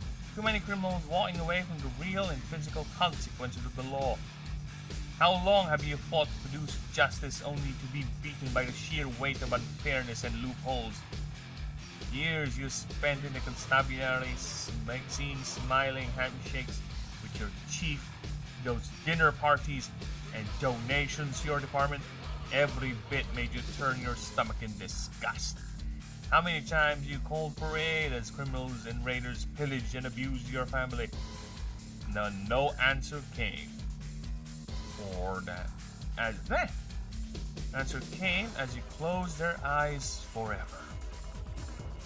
This is you, the one who said no more dereliction, no more corruption. There will be the last innocent eyes you will ever close. And unlike those who foolishly took the things on their back, you vow that Bellatrix is not. Oh my god.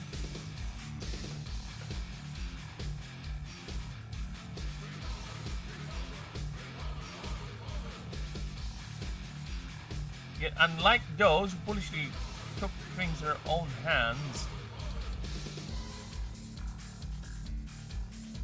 being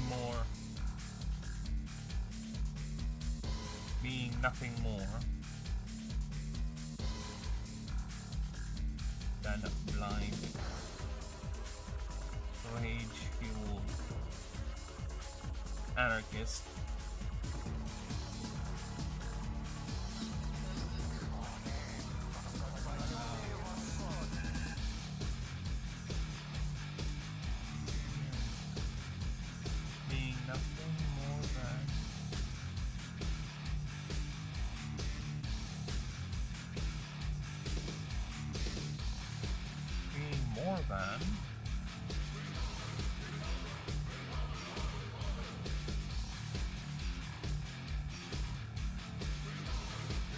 nothing more than petty criminals.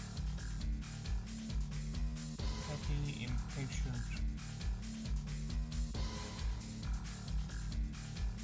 and impertinent criminal.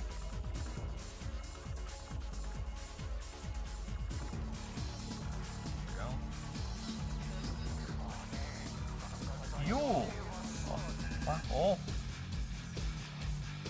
I hate that every fucking time there's an ad. You know.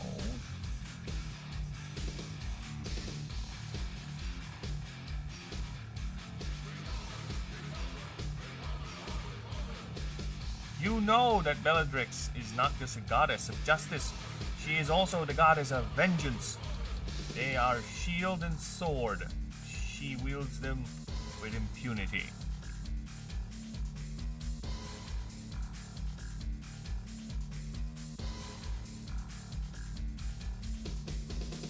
And she wields them with impunity.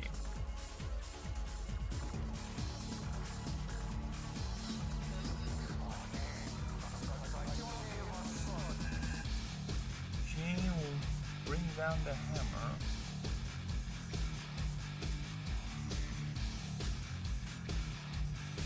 Bring down the hammer, and you are the hammer, winning or not. Okay. Revolving.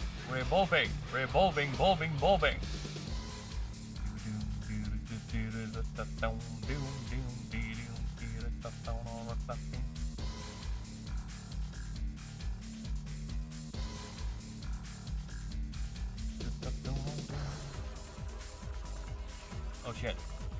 Ah! Cats! Sorry, I'll be right back. Cats are doing things outside. I can hear them scratching the porch. They are not allowed to scratch the porch things. Soil.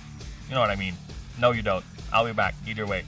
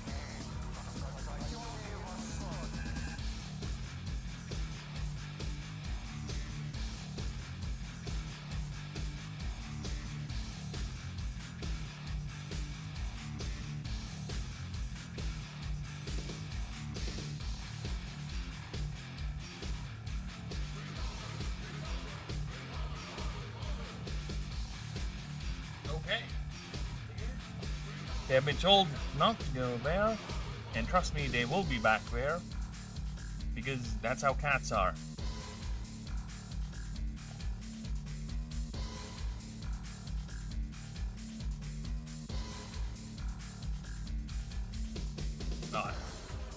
I want to read it again, just to make sure, because, to be honest with you, I was half somewhere while I was reading it. Alright? You are the law. Well, not really. Bellatrix is the law.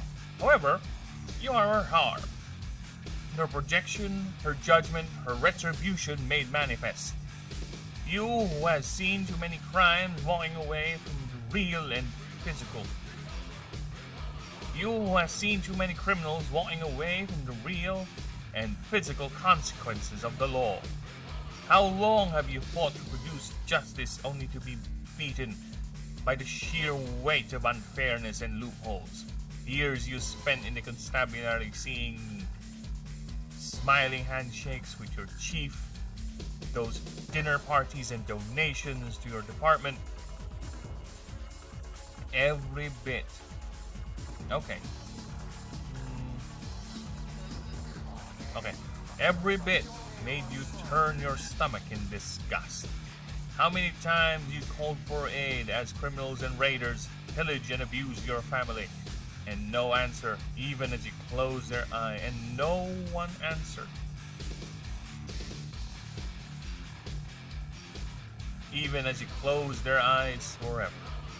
This is you, the one who said no more dereliction, enough corruption. Theirs will be the last innocent eyes you will ever close. Yet unlike those who foolishly took things in their own hands, being nothing more than petty, impatient and impertinent criminals, you know that Bellatrix, this is a bit odd, the way this thing, you know that Bellatrix is not just the goddess of justice, she is also the goddess of vengeance. They are shield and sword, and she wields them with impunity. She will strike, she will bring down the sword.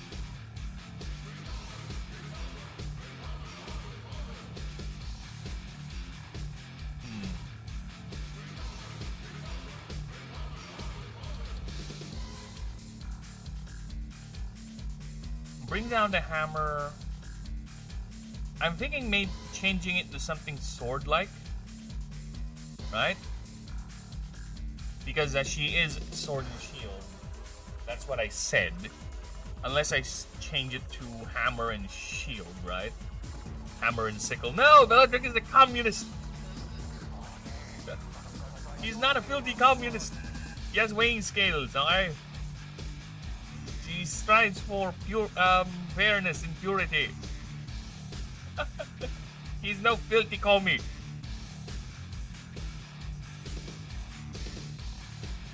Okay, she will. I need sword movements. Words to associate with sword strikes.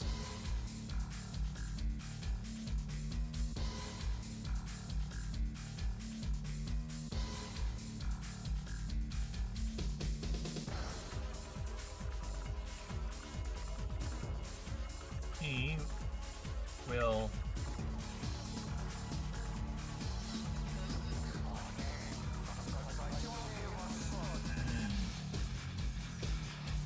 slash cut pierce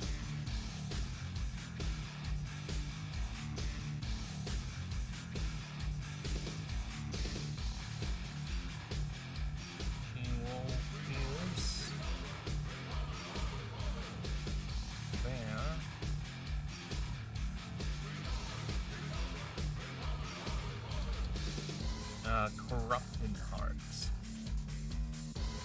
Will pierce their corrupted hearts. Not supported, corrupted. Fuck off. Corrupted. There you go. There you go.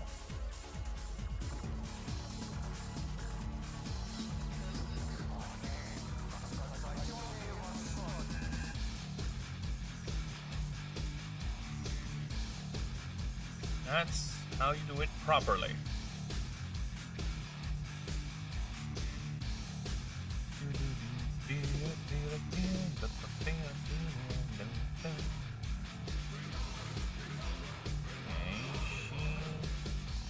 Here's their corrupted hearts, and you are that blade, and you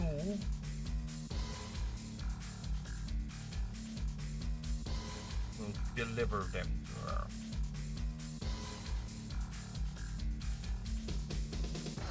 Willing or not.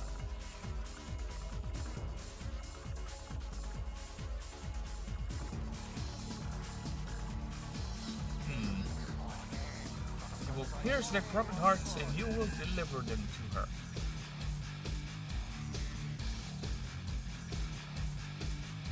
Willing or not. Now this is... It changed meaning actually.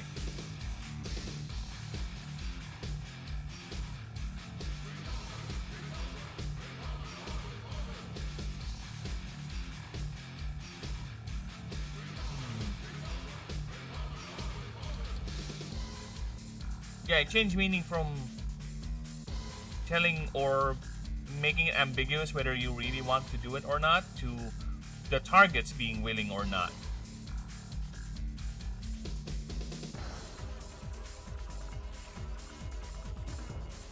Or it could be both actually. I think it's still fine. Yeah, it still means both to be honest. Okay, we'll keep that. So, let's see what the background has. The background starts with one key item, of course, the trilogy is still here, along with 3,000 currencies, always. Government salary and everything. This character immediately has access to the bounty board and gets 25% more rewards for successful bounty. Choose a motivation. Guilt, whenever this character fails helping an NPC, minus 10 morale. Corruption, whenever this character does a crime, morale drops to 10. If applicable. If not, the next run, minus 50 of max morale. And that's a bit odd. Gotta go? No problem, Denizio. Thank you for stopping by. And I will continue working on this. My brain is still a bit of flumps, but it's slowly recovering. I just need to fight it. I'll work on this as long as I can, then I'll take a nap. It should be the other way around. I should take a nap before doing the streams, but I got a bit impatient. And, well, I'm here. And yes, have a good one, brother. Take care. See you next time.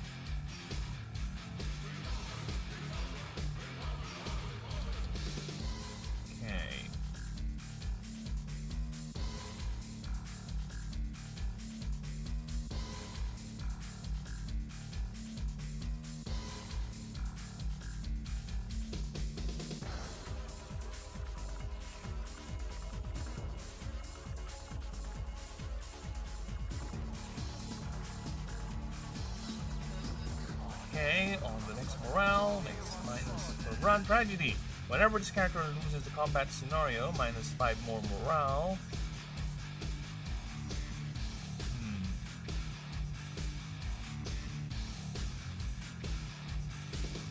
Just to keep it in line with the rest. Minus 10 more morale. Law. This character cannot commit crimes and cannot negotiate with merchants.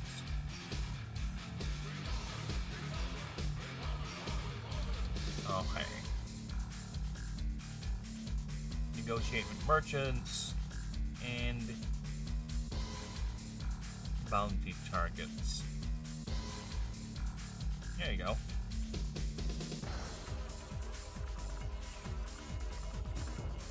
And NPC.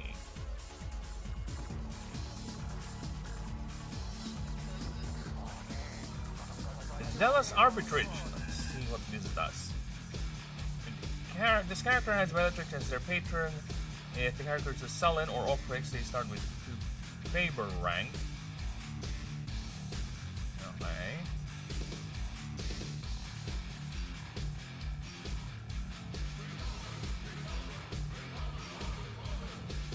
And not use any other starting patron.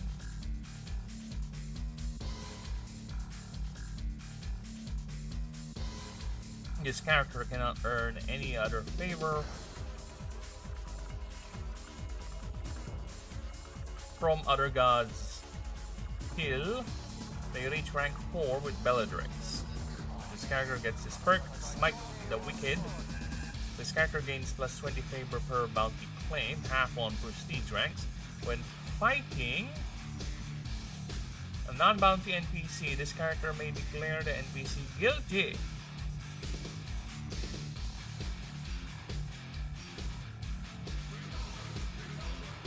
If you do, minus 100 favor. That NPC receives 50% more damage from all attacks, from all damage effects, from all damage effects. Oh, no, from all attack damage and effects. This can be done once per run.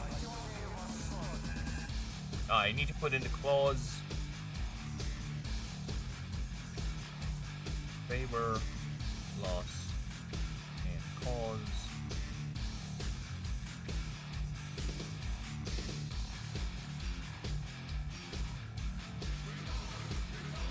Favor. A favor rank. There you go.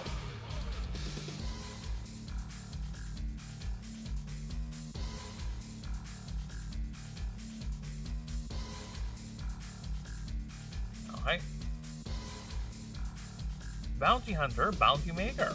This character starts with a set bounty target at tier 1 maps.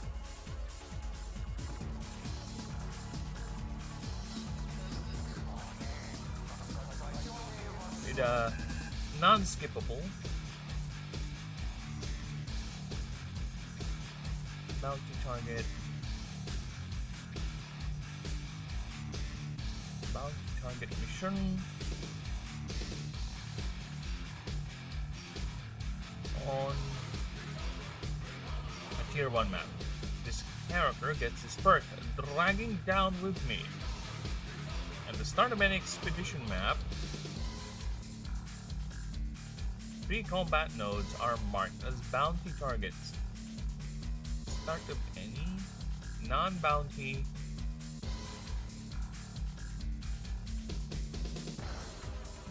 non-unique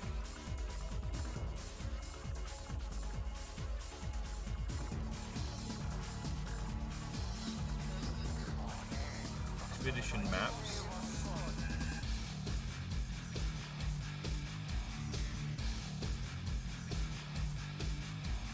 Combat node.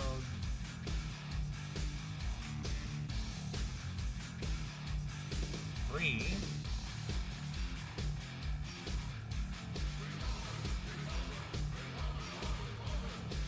The fuck?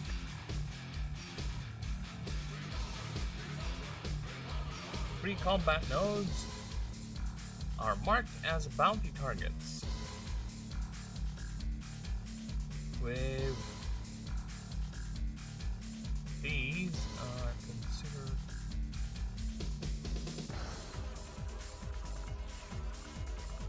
to be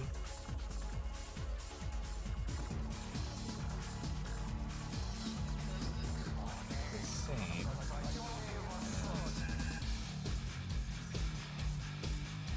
any other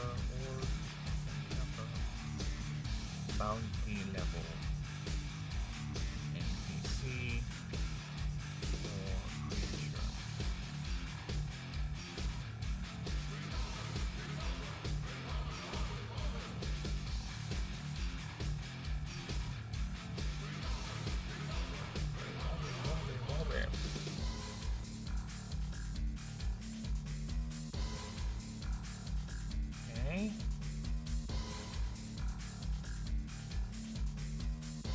this is increased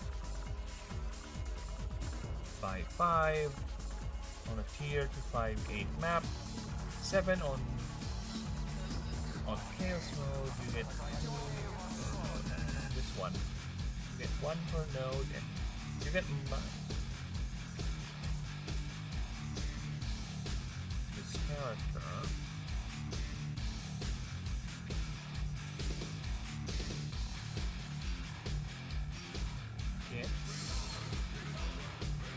Minus morale per smart mode on the next run. I think 5 indeed is fine.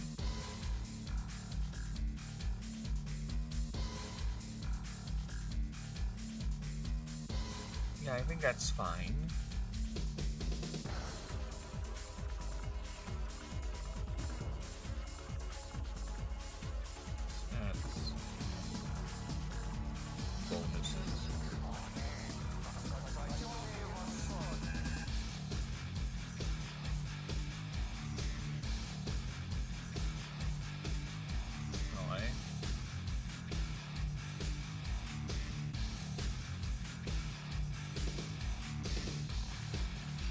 Let's reduce this.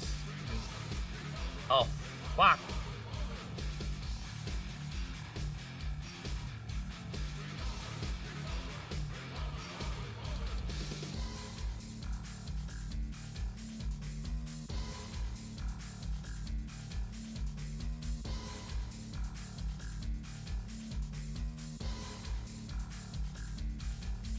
Alright, next. Trauma bonded. You must choose 3 motivations. This character gets this perk. We are all that's left. Star creature gets plus 30 HP, PWR, PR, and stat and speed. Okay?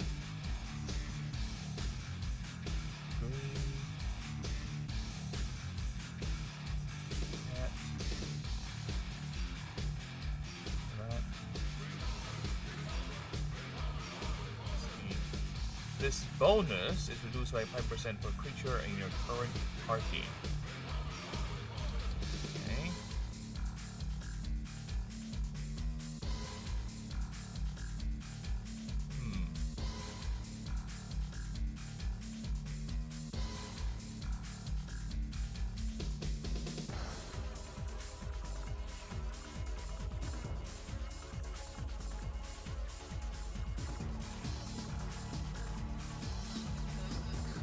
So this could be a mark, but no, it's fine. It's fine. 30%.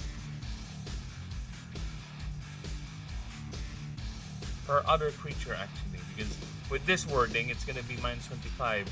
It's gonna count the other creature.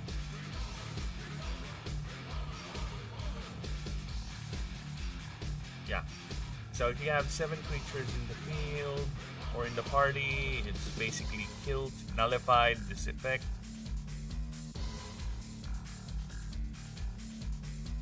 Yeah.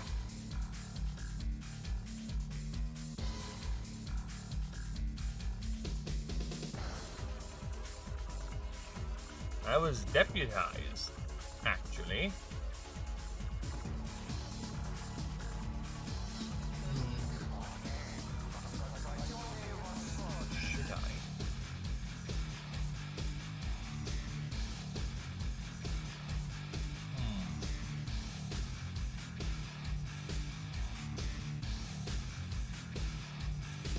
Yeah, I kinda want to do that. Where a character can use a creature to gain morale. Right?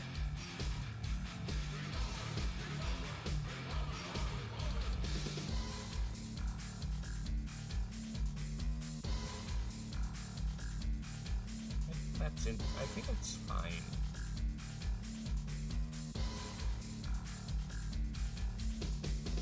Yeah, I think that's fine.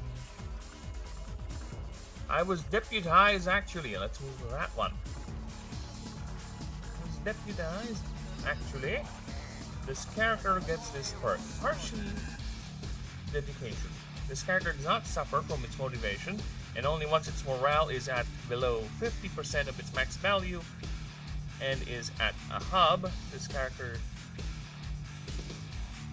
only once this I get that. This character does not earn extra rewards from bounties. Also, this item, Shiny Deputy Badge. Tier 5 key item, this character gets twist the modifier. To any dialogue check, this can be used 3 times per run. This item is turned into a deputy star the moment this character is caught doing a crime, unless they pay 1,000.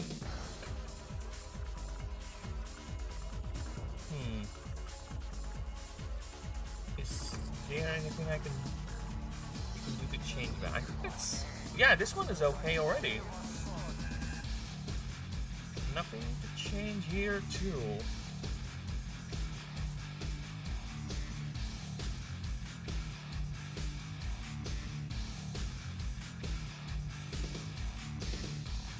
Yeah, I don't see any reason to change anything here. It's fine. Maybe this one does not suffer from its motivation debuffs. Only once its morale drop is at a hub. Yeah. Or it's at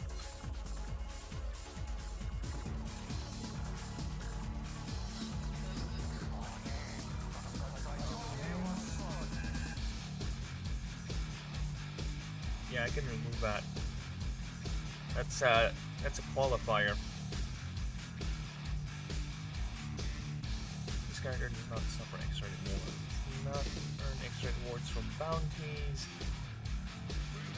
Also, this item.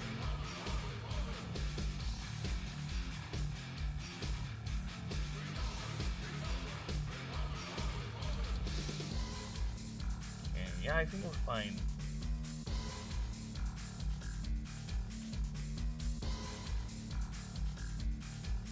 Yeah, I think we're fine with this one.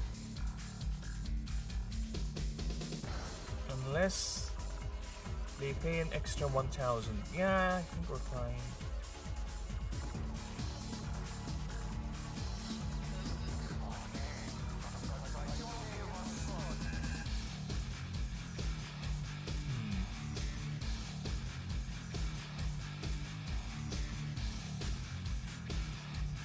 Unless they pay an extra 1,000. Yeah, I don't see anything we can change here. We're good. Sounds nice. Sounds decent. So no changes here too. We're gonna keep that.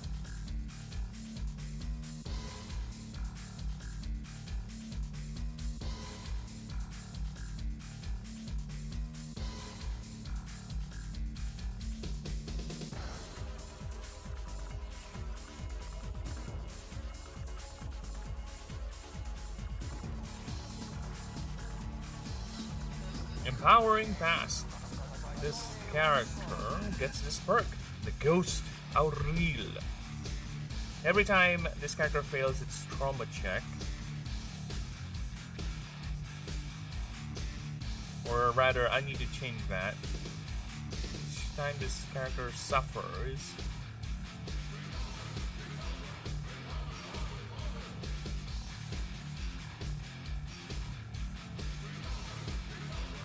suffers its motivation failure.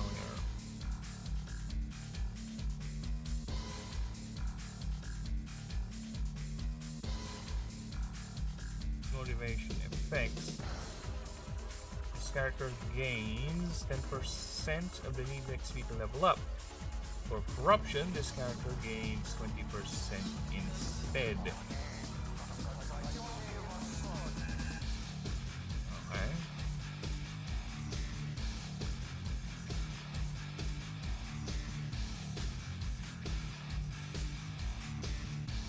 for low characters, they get this perk instead. I make Ghost. Every 10 non-hub NPCs defeated, they get a special bounty. I am coming. No, this is little fight. If the character is not finished this in 3 runs, the fight is forced at the NPC.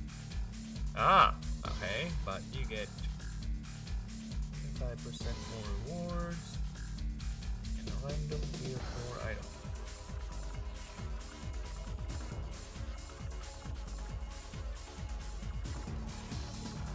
Okay, I don't see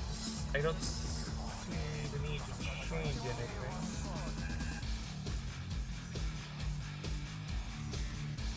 Yeah, I don't see the need to change anything with that. Okay. Now, what would be the 6th option? If I were a ranger, what would be the 6th option for me? I mean, if I were just this CR, what would be the 6th option? Now, what is another law theme? What does the blurb say?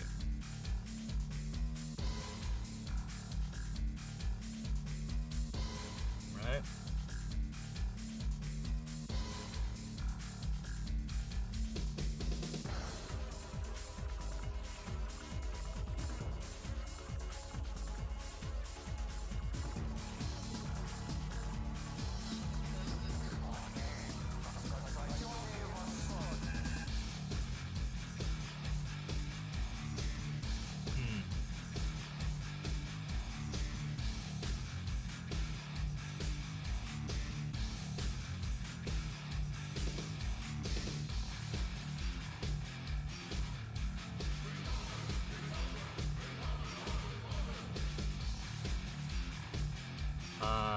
Uncompromising.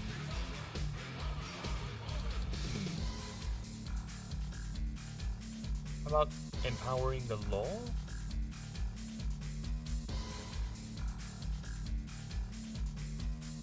Or how about we play around the idea of the divine retribution?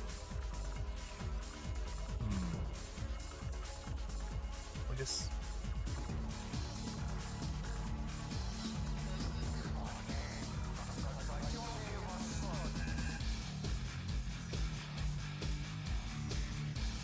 empowered motivation.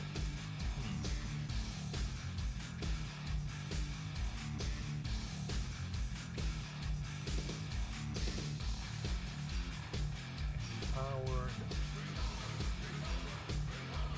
motivation.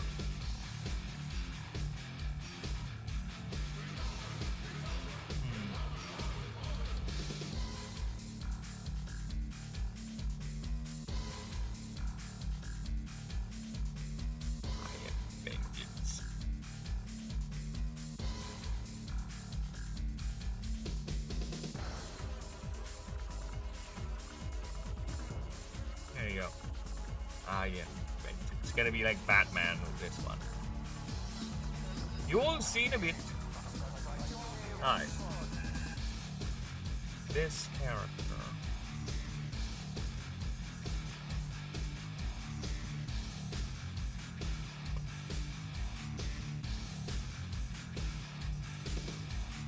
Ah, it's another perk. Let me think here for a bit.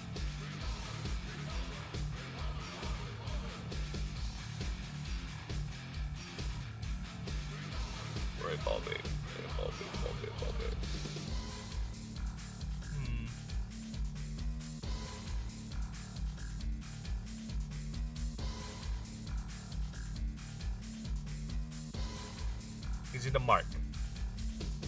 It doesn't make sense if it's a mark.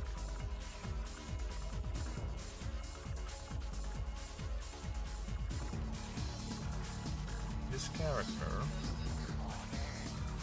gains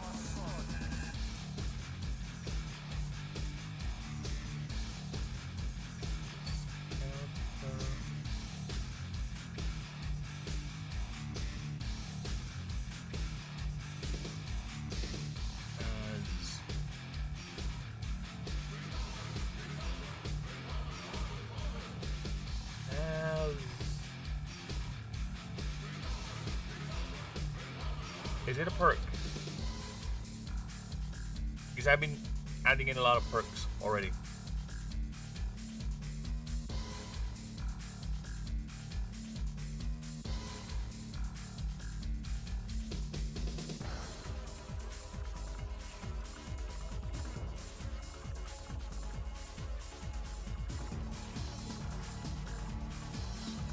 Whenever this character suffers a defeat. That's the idea. It comes back after a defeat. Like, no more. Yeah. This character gets this perk. Unfortunately, it's another perk.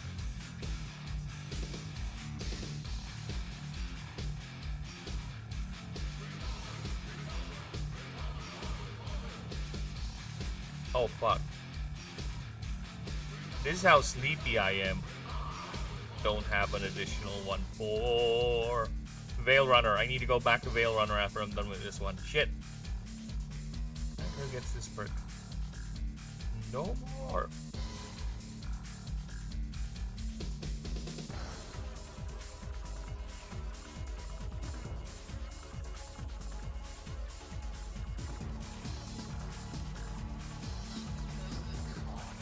No more.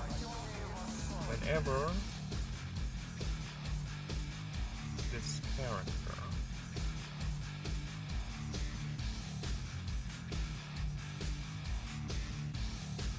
suffers its motivation. Okay.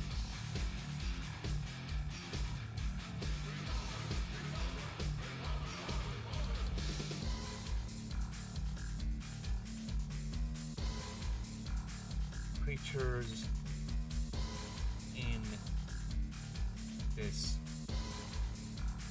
character's party gain plus 5 stats except MD.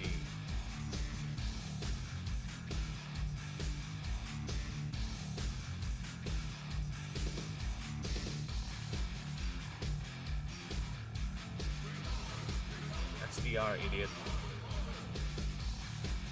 D. Cool. For each instance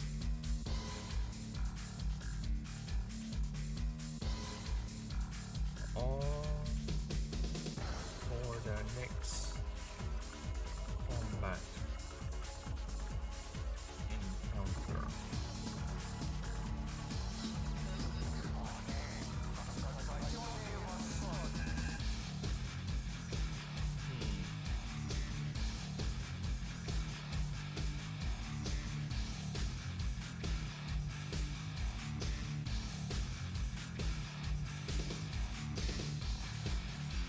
For law characters,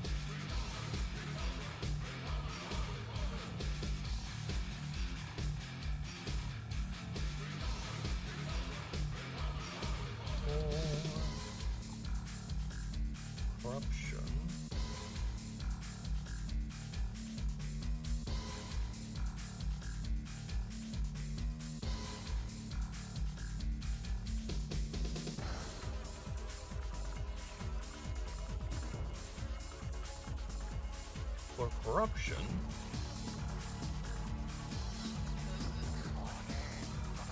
features a funnel.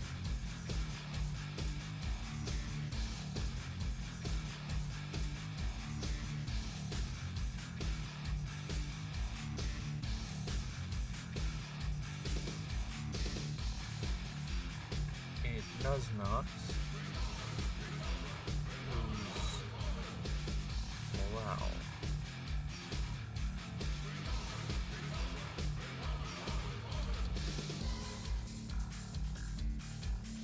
However,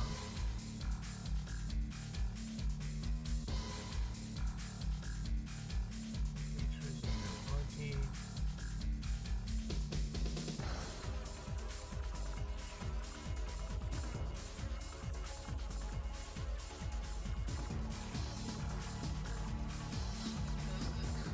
for corruption.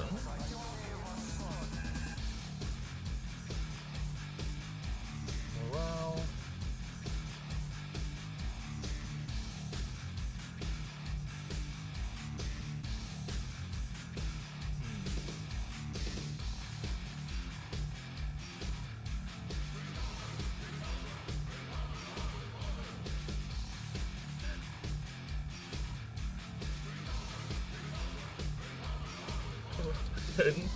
Wait, you are committing crimes.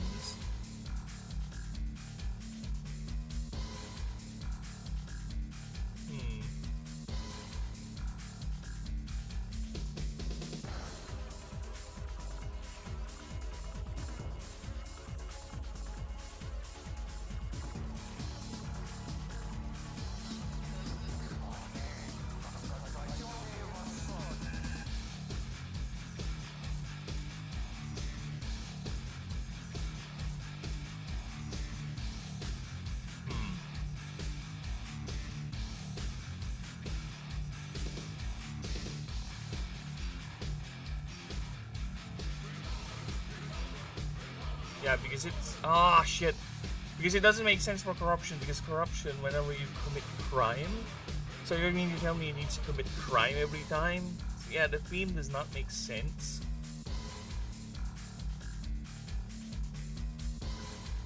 It does not make sense if that is indeed the case.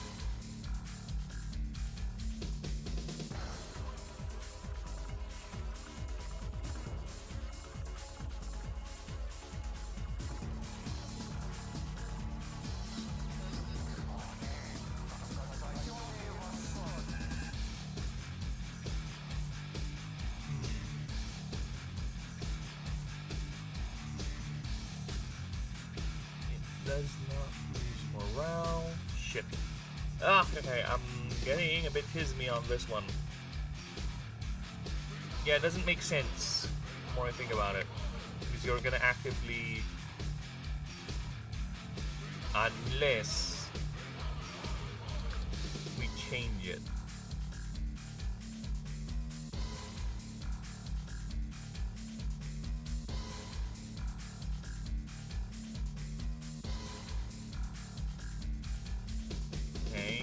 Change it.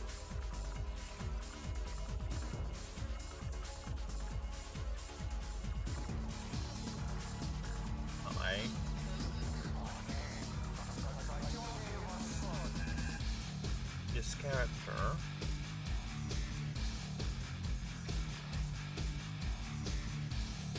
gets a new motivation.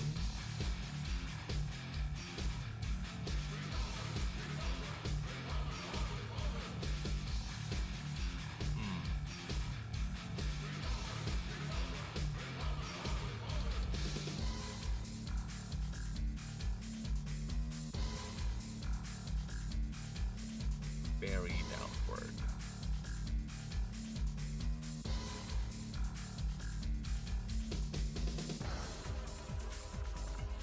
Buried past.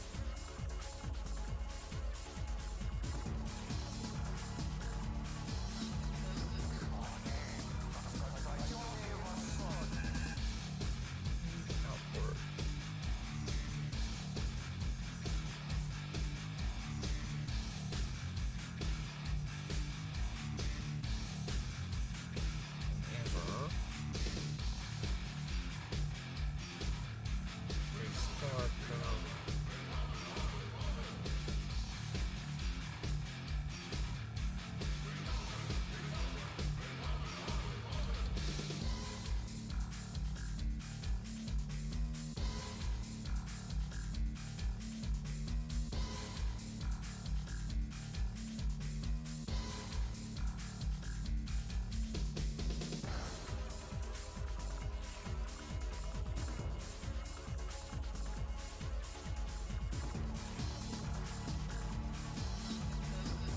Whenever this can occur, it's gonna be a creature focused one.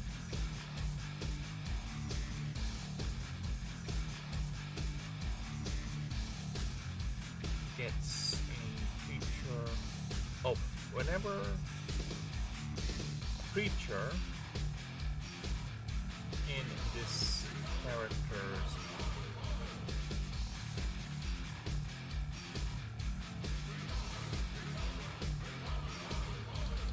party gets incapacitated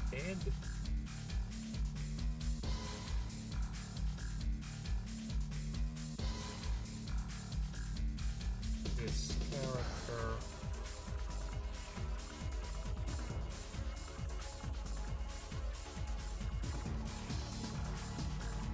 suffers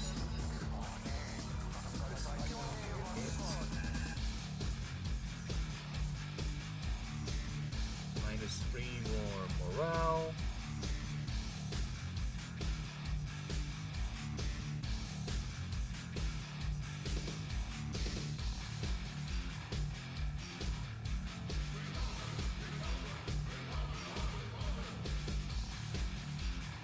Gets this mark.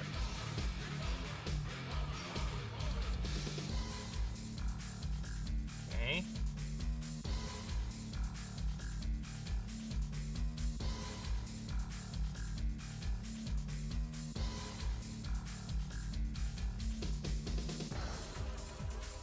Separate its motivation effects.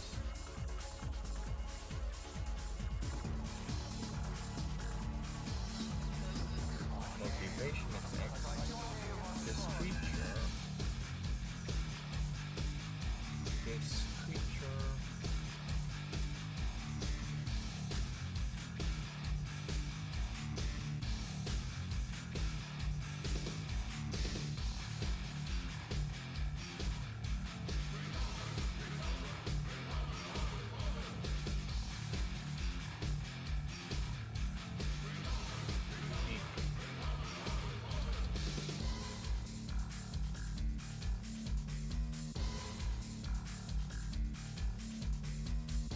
This creature gains +5 to all stats except NP for each instance. For each instance. The next.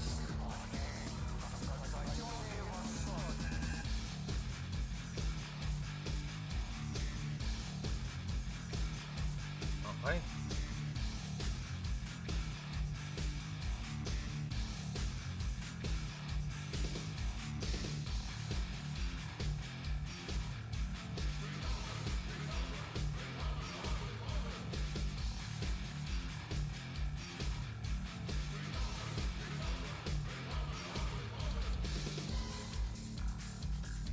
Also gets 3 of this mark.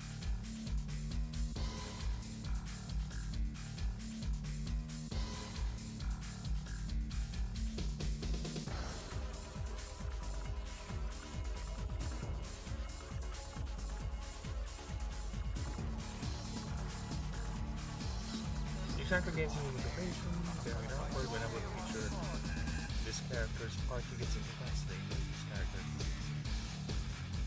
gets 3 more morale.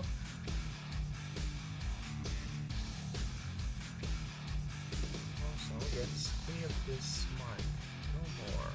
Mark unique. Whenever this creature suffers an effect, this creature gains +5.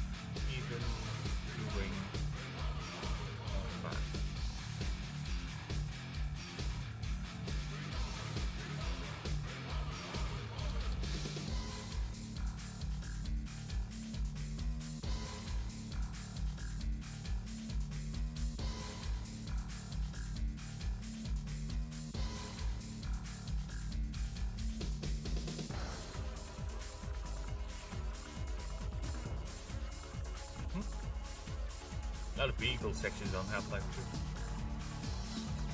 2. Yeah, okay.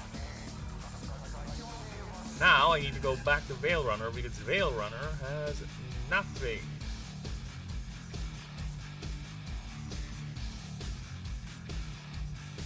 Don't tell me the odds. Once per round, you may have this creature re-roll the result of any ability or effect it used. Using this ability again for the same combat encounter.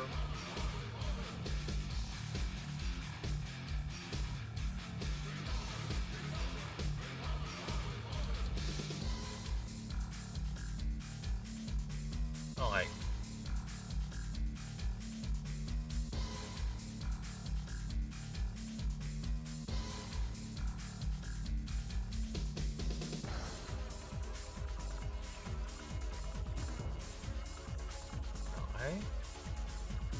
I forgot about Veil Runner. I'm sorry. This is what happens when you're sleepytism. Now I'm not sleepytism. I'm good. I'm awake. I'm happy, alive, awake. I'm enthusiastic. I'm happy, alive, awake, enthusiastic. I'm happy, alive, awake, enthusiastic. It's the song we sing here with the youngins.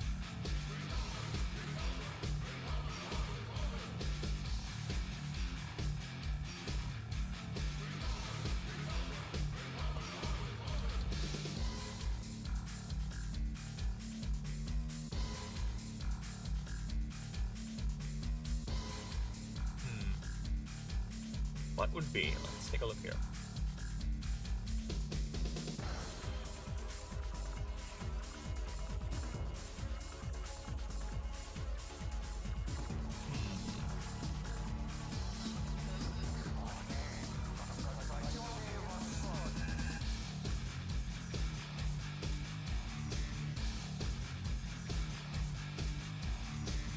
Yeah, I can do that.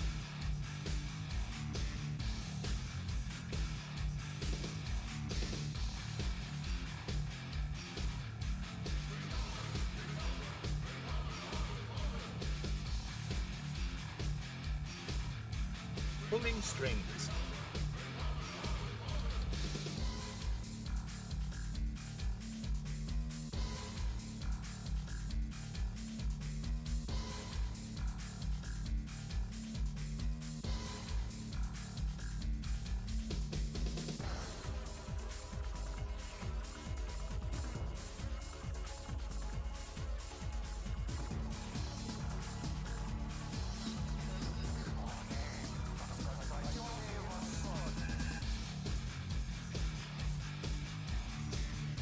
Pulling strings. So how do we pull the strings? What type of string pulling are we referring to here in the game? Alright. So the idea is, you know, you've seen John Wick, right? Well, people who have seen John Wick, there's this thing, this little coin they have, right? And that coin is like a special chip sort of access for the assassin group that John Wick belongs to. So you're seeing the thing now, the drift, right? So that is basically what the chip is, or the idea is, at least.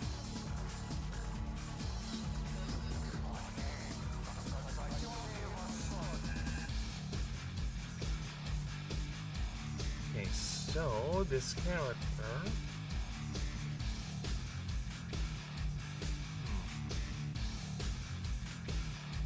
Wait. I don't want to add him one other perk. That's my thing. But it's the dog. No, it's fine. I think it's too much. This character gets 5.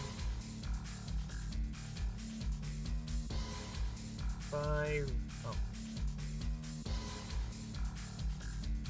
5. Getting annoyed.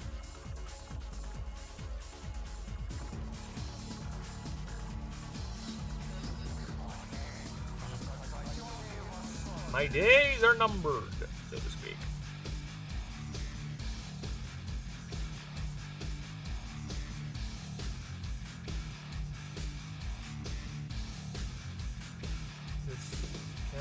gets 5. What would be the name for it? I need some inspiration here. Name of the coins in Gunwick. Or what's the name of the coins, ancient Greek coins?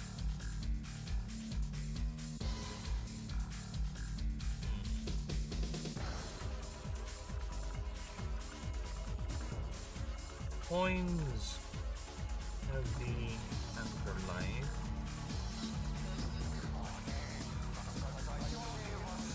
or underworld.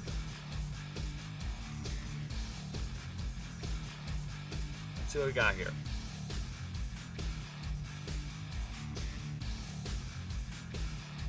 Counts, ovals. Gold, silver, gold coin, makes the house per head.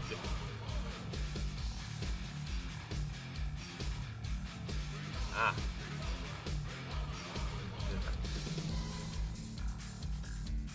Oblace.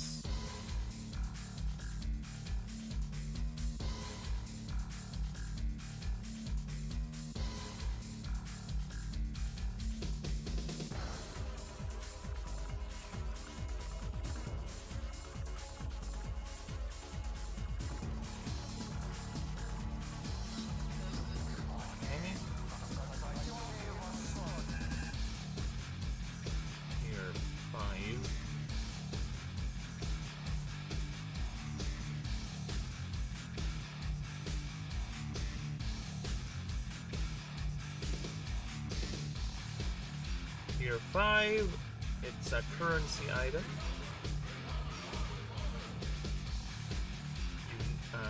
Wait.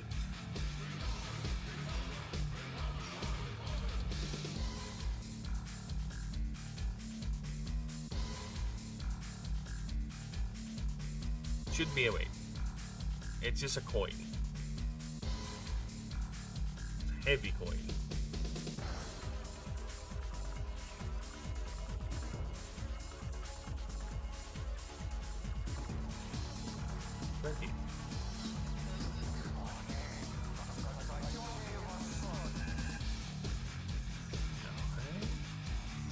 Is that all I need to type in for currency? Here, currency, wait.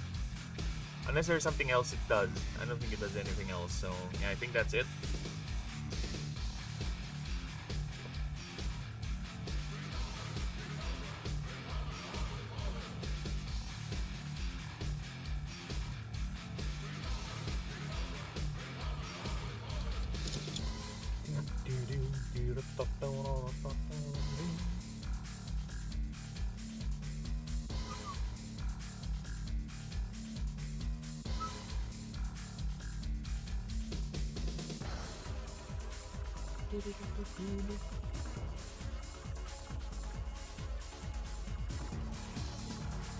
Okay.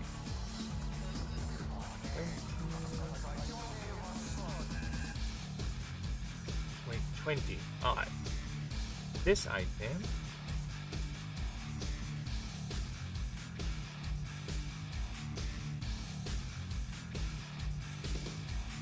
can be sold only at sold for 10,000 currencies.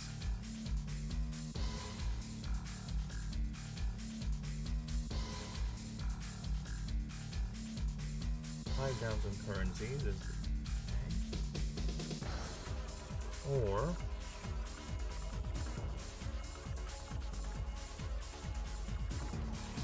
how are we gonna do this? How are we gonna simulate this? It's a favor thing.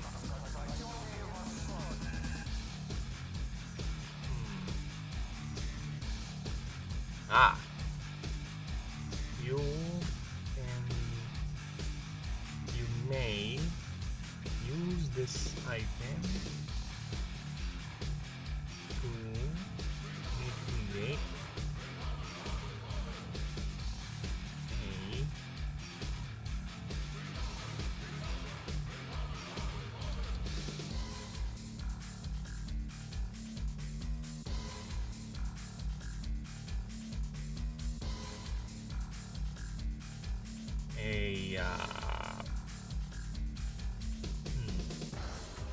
how am I gonna do that? Mitigate a crime check. Mitigate a crime check.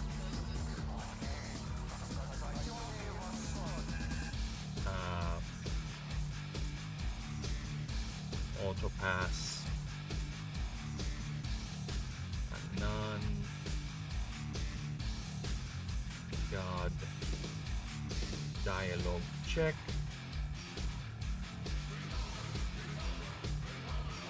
You know what? Fuck this. This thing is gonna weigh like 1.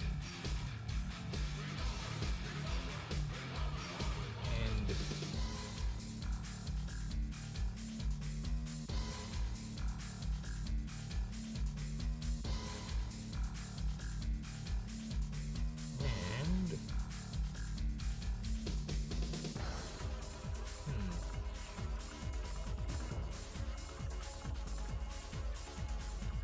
auto pass. It should be auto pass.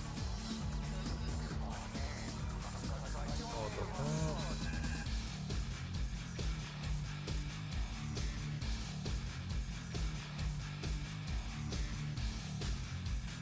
Dialogue.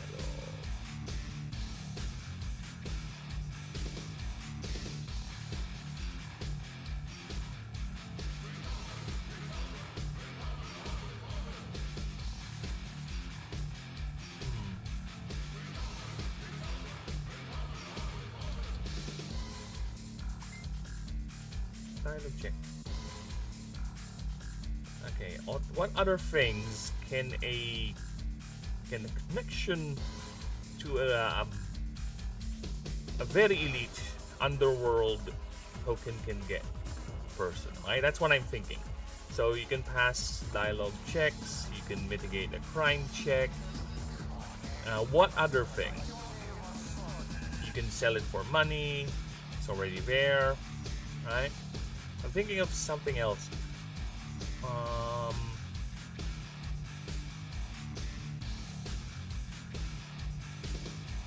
Get 1 free item. It's kind of like the same with the currency thing, right? It's the same with the currency reward. If I'm gonna do it, I'm just gonna say it's a currency reward. But then again, having a free item is okay.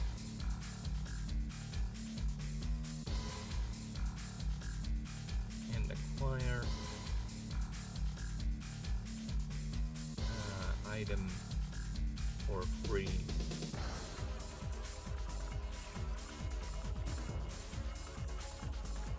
With any merchant.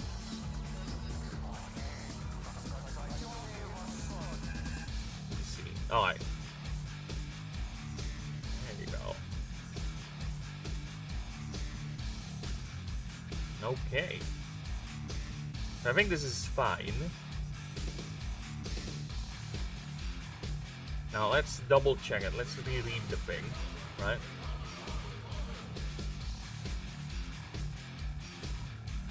Tier 5 currency, weight 1. This item can be sold for 5,000 currencies.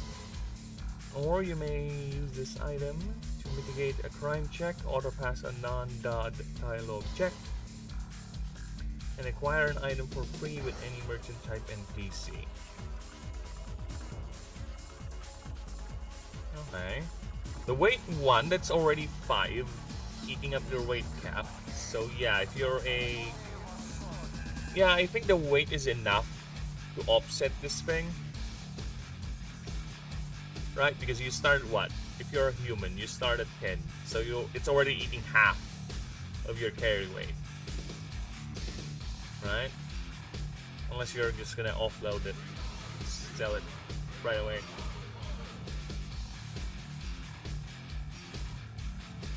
Yeah.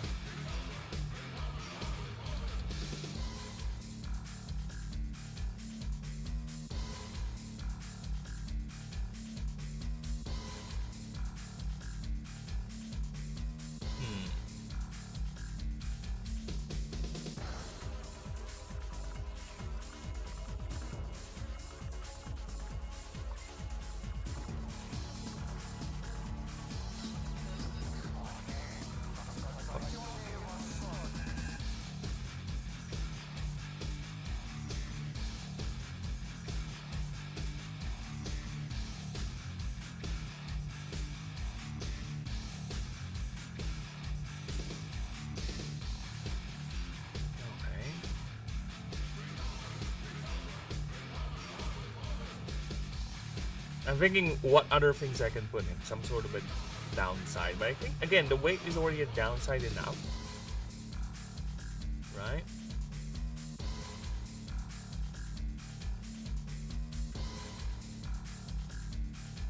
Mitigate the crime check. What are crimes you can do? It's mostly revolving around stealing stuff from merchants. Well, technically sneaking in, I guess, could be a crime check. Or, yeah, doing multiple assaults. Yeah, okay.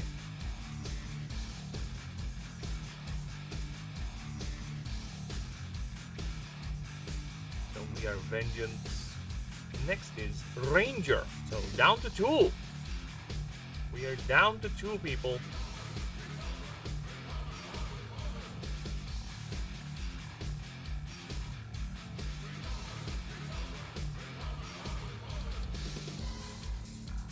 Alright, this is a long one. This is another Astari sort of thing. Oh. Well, no one's gonna do it. No. Might as well, right?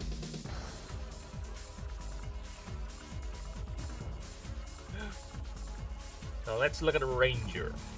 Ranger. Ashen is a world. Oh, Ashen.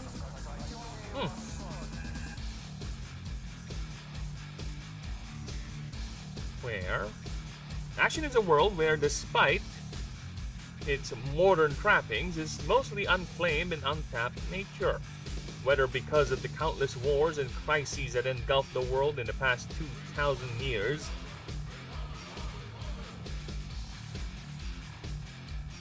and even more smaller skirmishes, exploitation, and conflicts, whether from fringe groups,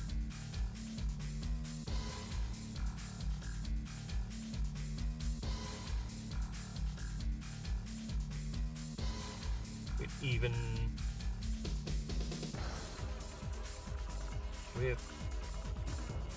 smaller, and even the gods themselves ravage the world to this day.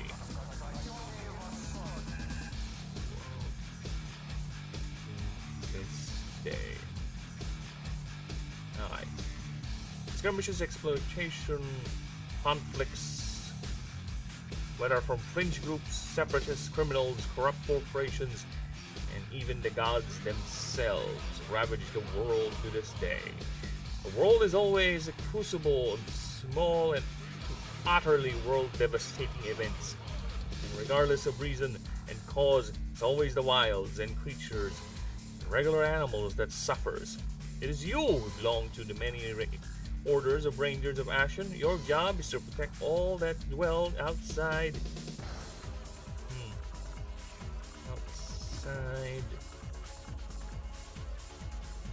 the safety of the isolated cities and notable settlements.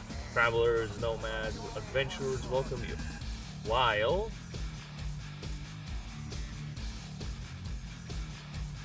poachers, bandits, and criminals despise you. Yet, as many communities continue to spring up in the wild lands, prospectors and those wishing to start a new life founded by prospectors and those wishing to start a new life away from the hustle and streets for the major cities. Your order is inexorably undermanned.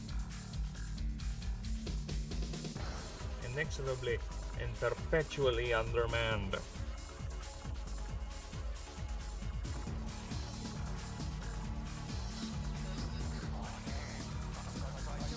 Perpetually undermanned and needs all hands and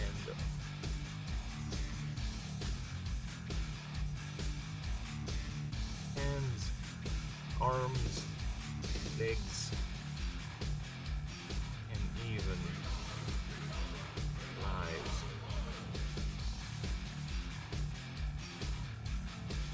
Yet, why are you here?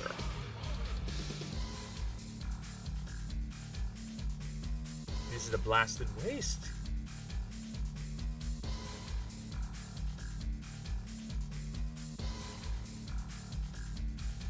Indeed.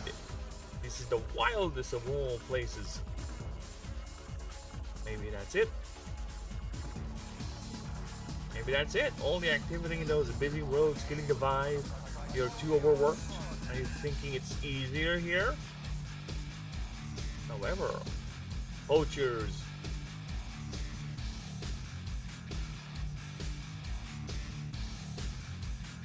Criminals, travelers, and the optimistic.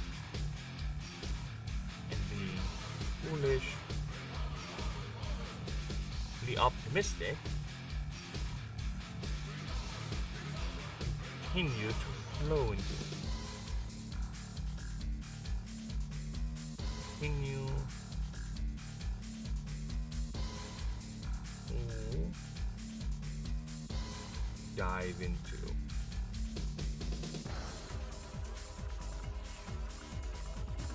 Maybe that's it. Or better yet, maybe it's nothing fancy.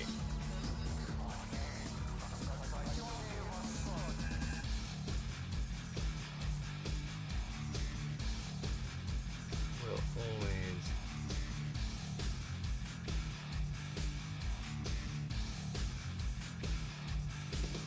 but also here.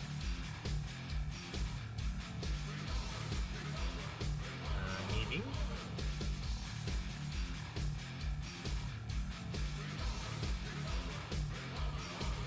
Demanding.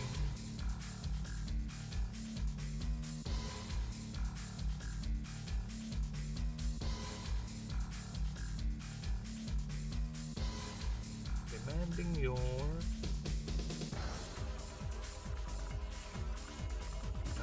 skill.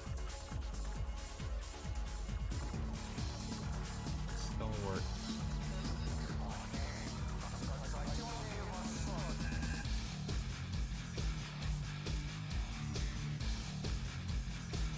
Vigilant.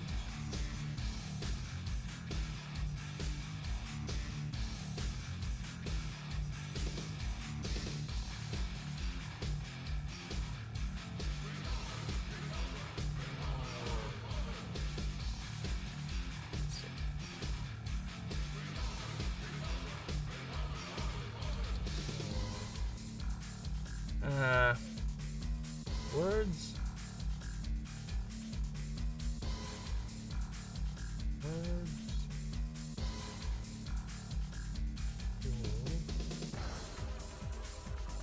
Describe a really good guardian. Come on, give me words. Vigilant. Yielding. Steadfast. That's a good one. Steadfast. That's a good one. Steadfastness. Also swarming the wild. Swarming these wilds.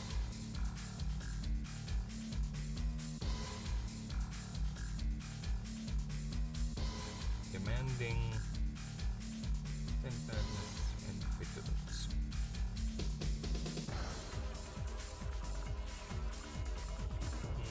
You've seen. Maybe that's it. Or maybe it's nothing fancy. You just wanted to know why these people keep coming up here. No, it's actually more personal, is it? You in search for some quarry? Or some sad attempt at redemption? Nah. It's just you want to finally earn some money. Fame? Something more carnal? Well, Ranger, you think you can master these wilds like your home? Shall see. Okay, so as a ranger, you start with the regular things. Just choose an order. You can buy the mark anytime for 25 currencies, 25,000 rather. So yes, it's not meant to be easily acquirable. Okay.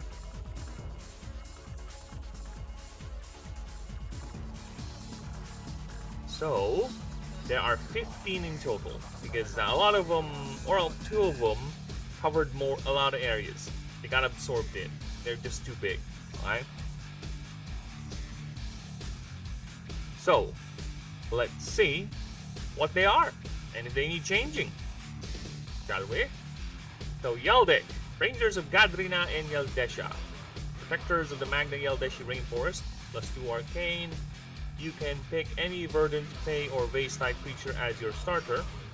This character also gets a mark, Druidic Familiar, rare. During this creature's turn, this creature can use one of the equipped creatures, or this character, rather, can use one of the equipped creatures' Verdant, Fey, or Base type moves. This character must have extra Arcane matching that moves mana cost. Any moves or effects that creature or that move affect the creature taking its turn. Any moves that affect that move affects the creature taking its turn instead.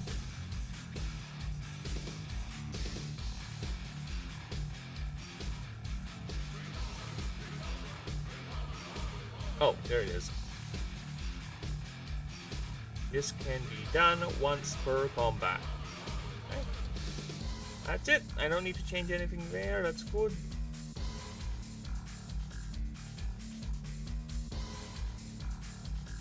The Tichniak Brotherhood, Rangers of the Purcell Islands, known for their anti-smuggler and piracy actions. You may pick any Swarmer, Water, or Base type creature as your starter. Also, this character gets this perk, Tightly Knit. Your starter has a -2 MD. This character loses 10 morale instead if this creature is incapacitated, and this mark. Shahadid. As long as this creature is in your field, your character gets +2 Arcane. So yeah, it's extra 4 technically, because this thing has -2 and extra 2 here. Yeah. Extra 4.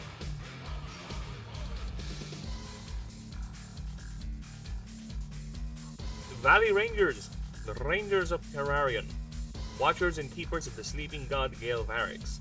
You can pick up Earth, Verdant, and or Base type creatures as your starter. 6 minor mana healing pots. So where is the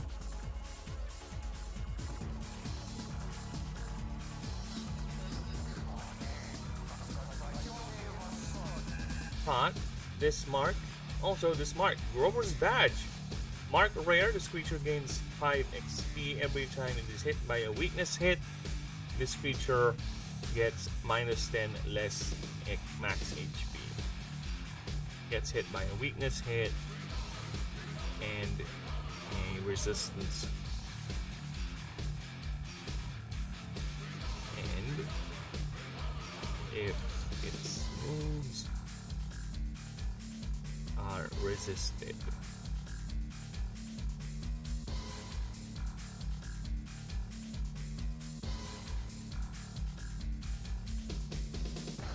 Ugh.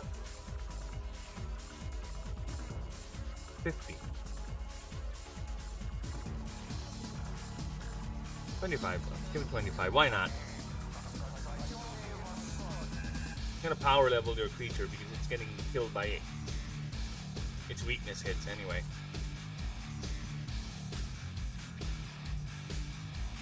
Lowbenders, Rangers of Basin, deep water experts expanding the river boundary to the sea of the Terra Basin. You can pick air, any water, air, or base starter creature, or a base type creature as your starter. So yes, you're already seeing the pattern here. Rangers can pick any other creature, but it's locked to their ranger order as their starter. So much like Outsider, they're not locked, or they don't have the same starter capacity as the others. So yes. Yes. Again, the game is designed for you guys to have fun. You do you, right? You do what you think is fun. And I'm just gonna provide you the playground to have all the fun. So if you want to have fun that way, why not? Have all of it. Go.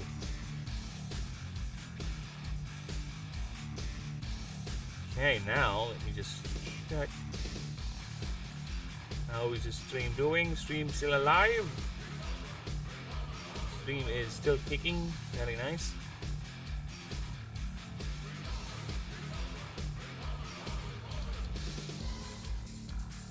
Okay, where's the...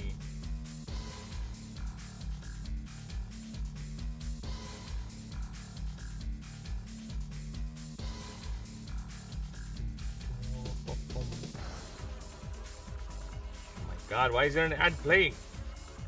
Alright, now let's continue. Okay, the flow benders have a thing called you can pick anything. 2 restore gels. You have to be consistent, and this item. Oh, it's an item, okay. And this item pressure shield. Here, 3, trinket, weight 1. As long as this item is equipped, whenever this character fails a non-NPC check, this character does not suffer any morale loss. This can only be used once per run, 3 times per run. Price per run.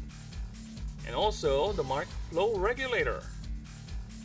Mark Rare, this creature can pay X less mana for its moves. Max 10, however, the move suffers or loses 10% damage, healing stacks buffs and debuffs per mana, for less mana.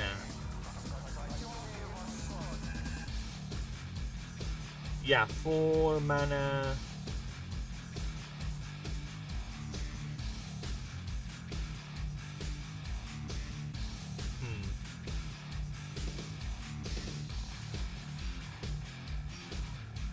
Okay. For deducted mana. And for deducted mana cost. Alright. For deducted mana.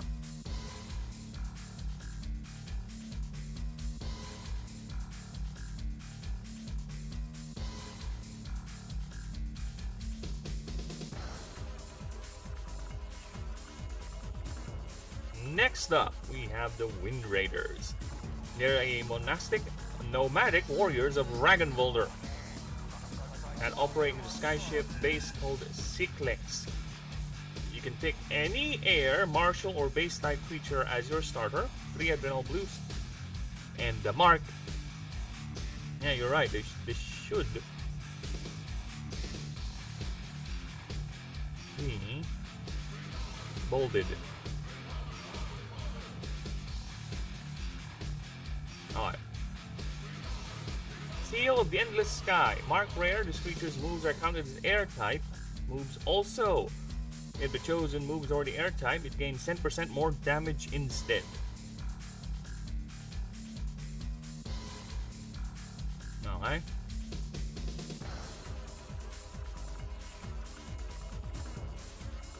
Next up is the Hands of Halud. Actually, I missed that one, so I'm going back. They are the Ranger to the Aranak Dunes, Hardcore Specialist, and Desert Hunters. You can pick any fire, earth, or base type creature as your starter, plus 2 ingenuity. This character also gets the mark called the Shard of Halud. Mark Rare, this creature can pay 2 mana to heal 10% of max HP per mana paid. So 20% max. This can only be used if the creature is at or below 50% of max HP. So I think that's fine.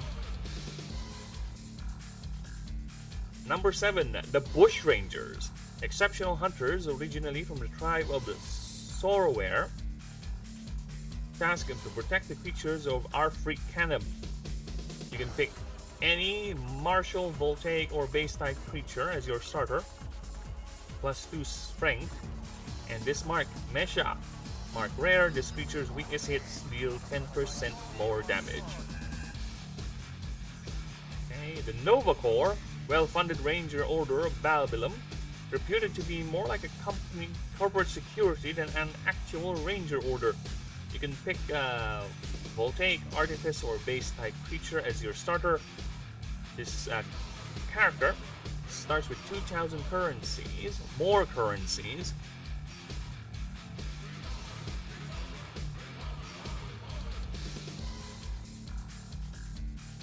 more currencies, and this mark Nova Star, mark rare, plus 10 more currency rewards, plus 1 more glyph rewards. So yeah, this is the economical ranger. The Luton Guard, secretive and morally grey order of Castellan. You can pick any artifice, fey, or base type creature as your starter. Start with 4 flashbangs. This creature gets a mark called Grey Light. This creature gains a free move, Solarize. Okay. Basically, it's a heal, energy, and HP move. This does not count. This does not count. This does not consume this creature's move slots. Alright. Next is the Mempeidan, a newly founded and organized corps born in from a militia group in Lighthold. You can pick any Nyx, Verdant, or Vase type creature as your starter. Start with the item Short Spear. It's a tier 1 weapon trinket, weight 1. During your creature's turn, when an opposing creature attacks a creature you control, deal 10 piercing damage to it. This can only be used once per turn. Once per round, actually. Or once per turn. I think it's fine. Once per turn. Also, this mark, Batu Spirit. Mark rare. Once this creature's HP is at below 50% of maximum max HP, it gets a free extra turn right after the current creature's turn. This only happens once per combat. I don't see anything you need to change there. Silent Tenders. Temple Guards and Tenders considered to be priest-like rather than an actual ranger order of Nivernia.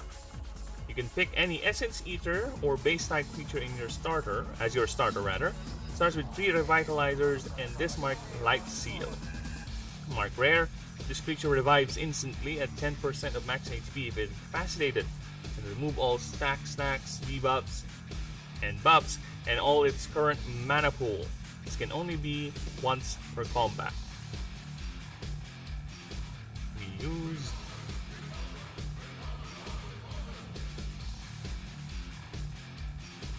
once per combat.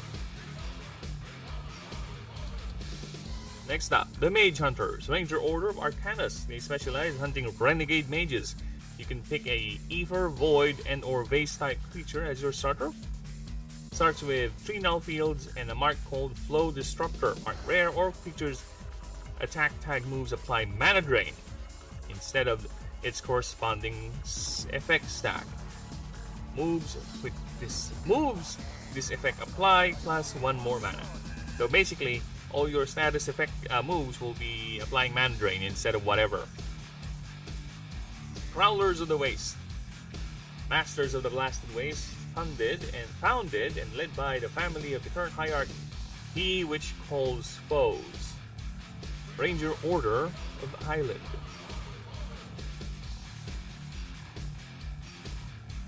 You can pick any Void, Fire, or Base type creature as your starter. Start with minus 2,000 currencies and this item.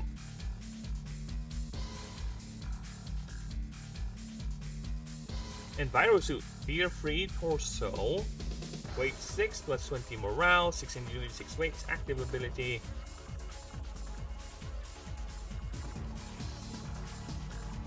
Once during combat, you may roll a 1d20 on a result of 12 or higher. Your chose a creature, it gains 2 mana. And also the mark called Otherworldly Shell. It's a mark rare. Once per combat, you may convert all stacks of this creature into Scorch, Void Touch, Rupture, or Toxic at half its value.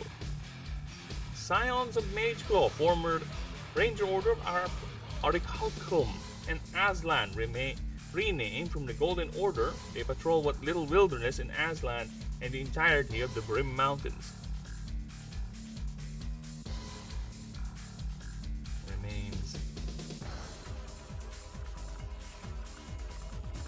Aslan.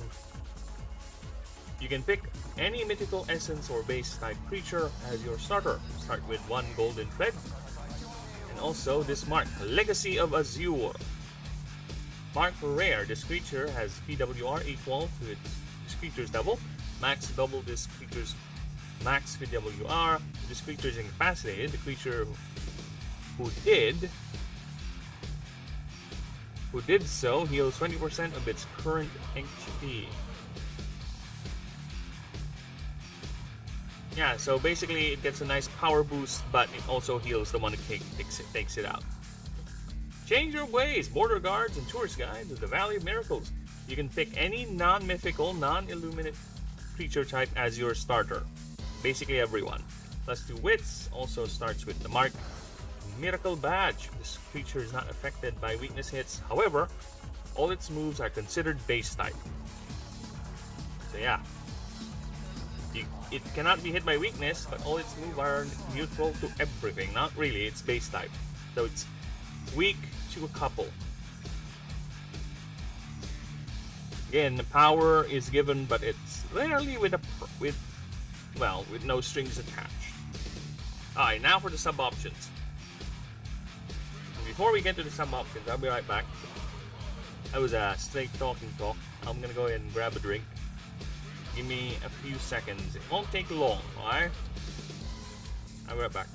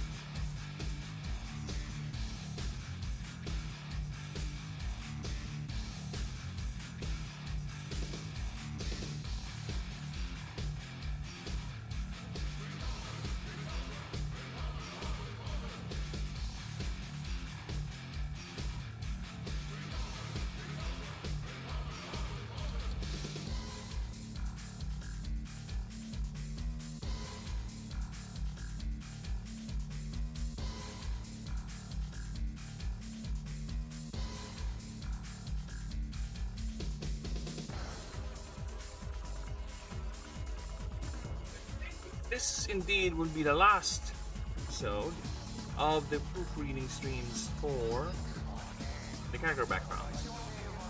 Next stream, I will be definitely doing the creatures from the proofreading pass and introducing it to you guys. Because whatever happens, I'm going to be finishing it off. So if I don't make it, I'm just going to end up doing Maestro offline. Actually, no. I still need to do the character leveling bullshit. But I think it's fine here. I don't need to change much. So, it is a quick pass. Yeah, it's just a quick pass. So, let's see what we got here for the sub options.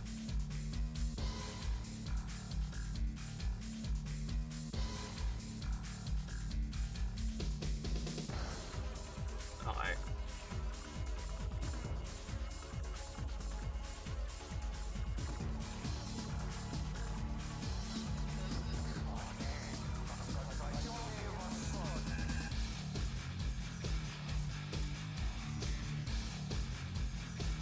Alright, so let's see what we have here. Choose one of these sub options. You gotta wait for now. This creature gets this perk, Horrid Quarry. This character gets a unique alpha creature in a random 10 rank biome mission that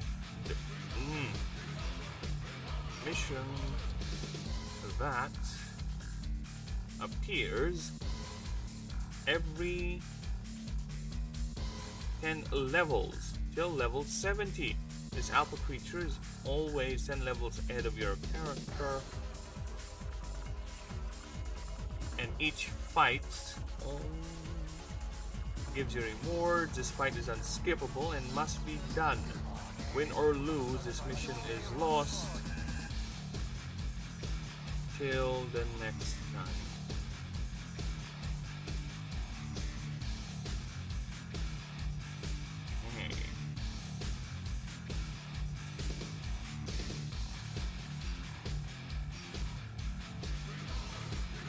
till the next time.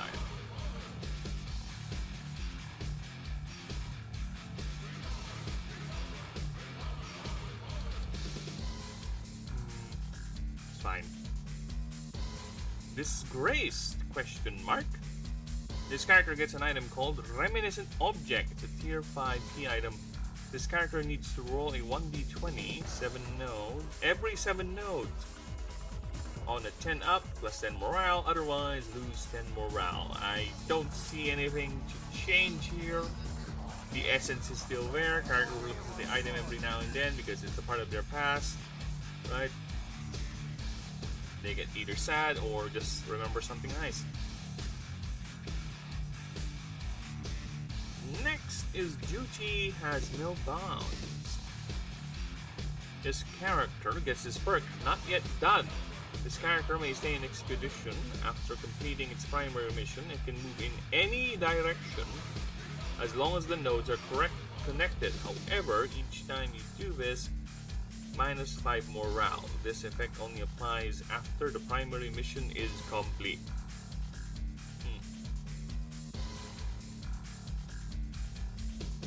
Next is Frontier Cop. This character takes only bounty missions at the start of the game. Can take bounty missions at the start of the game. Also gets a perk, Poaching the Poached. Okay, when this enters a bounty map, you may roll a 1d20. On 12, this character can start a node further, and you can repeat this as many times as you want. However, any failure, you get minus 10 morale.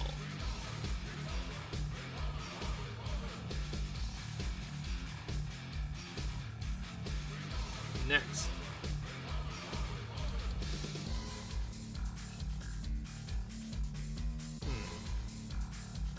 Duty Has No Bounds. I think the wording is fine. I don't see it confusing or anything whatsoever. You can move in any direction as long as the nodes are connected. However, each time you do, minus 5 morale. Yeah. I don't know why. I don't know why it's getting confused. Because I typed this in for AI, trying to see what they think about. You know, see or basic proofread sort of pass. And instead of proofreading, it got confused as to what it does. Right? So I don't know. I don't see it confusing in any way whatsoever. But then again, if an actual person, an actual human tells me it is confusing, yeah, then most likely I'm going to think about changing it.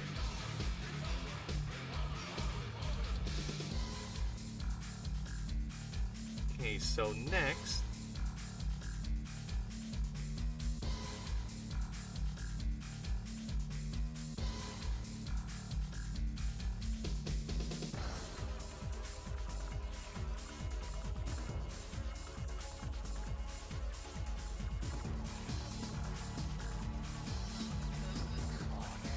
Sorry, replying on Discord.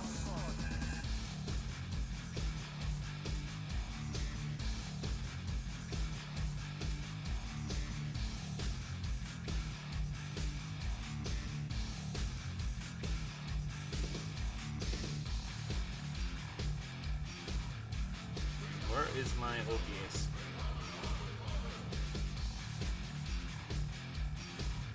Where is that? My brain is so scrambled. Alright. Next.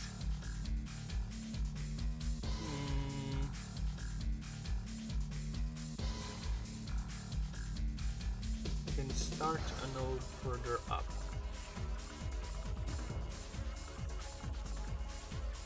You can repeat this as many times as you want. However, any failure will get you minus morale.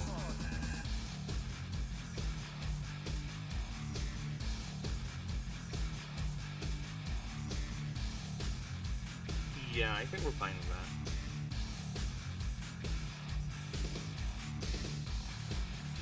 that. Dual loyalties. This character can choose 2 orders, however, they only get the starter pick, marks, and shop access. Nothing else. Right.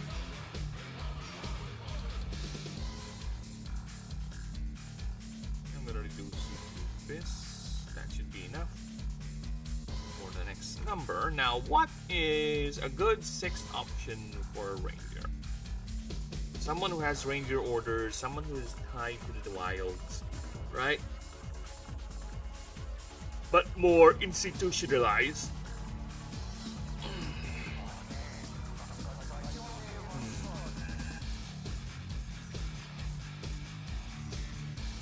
What? It's kind of like Corpo, but reversed. I know. You can do that with Corpo. If you want to do that with Corpo. What can you do with you? Help me out here, brain. Yeah, I might succumb to the sleepiness because it is quite heavy.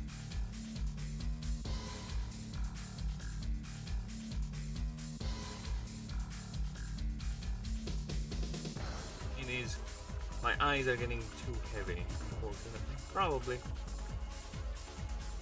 We'll see. We'll see, but yeah, I really gotta stop forcing myself doing these early streams. I think it's better if we just take a nap first. Take a fucking nap before actually going and doing the stream because I don't like this feeling. I don't like the feeling of having to fight their sleepiness. Right? It's very painful.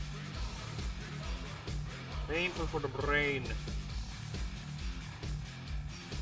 My brain is going floopy gorps. It's literally melting. But I really want to do the project, unfortunately. I really need to do the project. So yeah.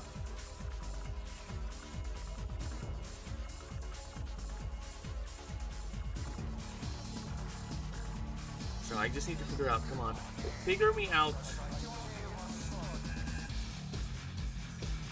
one last thing.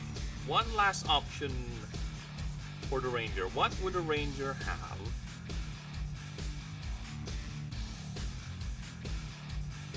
What other gimmick can a ranger have? Sniper thing? You're actually good and you're a sniper? We already have a sniper class. Yeah, we already have a sniper class character, so I don't think that's gonna fly. Literally.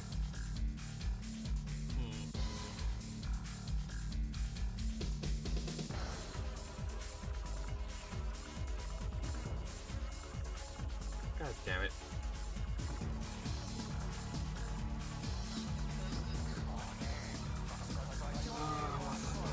What?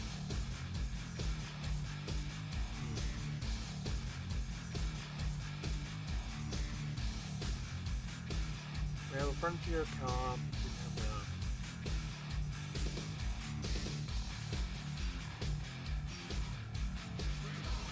Expedition. Oh my god, brain. Brain is fried. Brain is fried. It's done.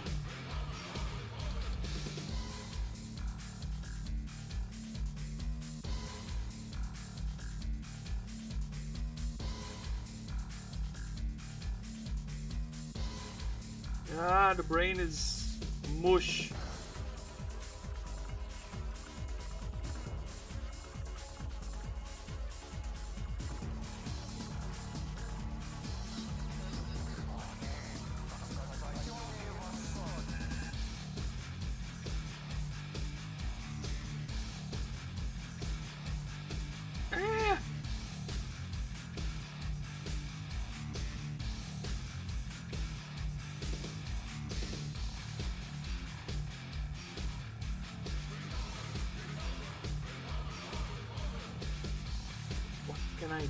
What other ranger team? So it revolves around marks, right? Ooh. I have an idea. Yeah, I have an idea.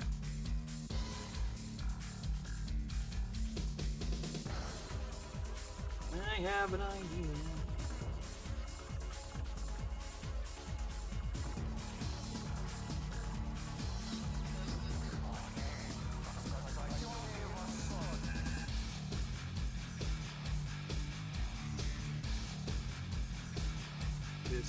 character.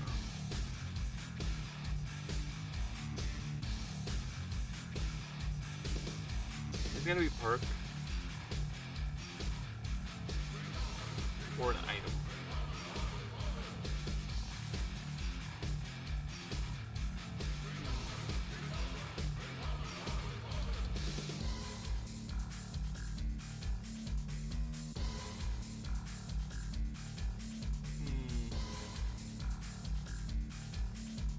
Ow. So I'm thinking, how can a ranger collect marks, right? It's through defeated enemies? Okay, that's gonna be broken as fuck because you're getting free marks, right? So is there like a roll? I think there should be a roll. And there should be a hard condition to do it. So do a roll before a creature gets knocked down.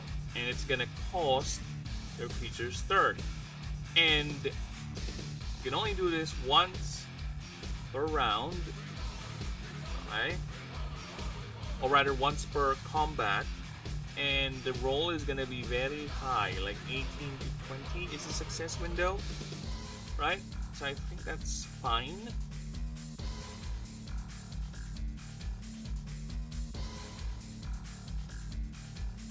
Yes, that is what we're going to do. This character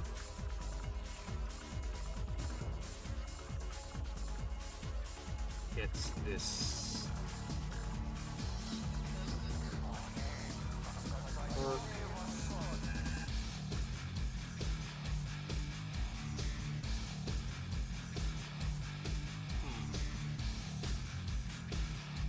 Is it a perk or an item? You know what? I kind of want it to be an item.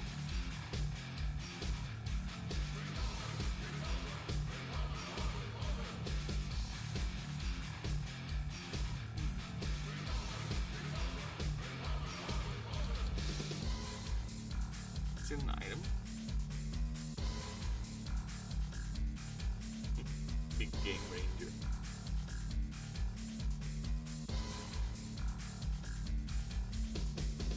Okay.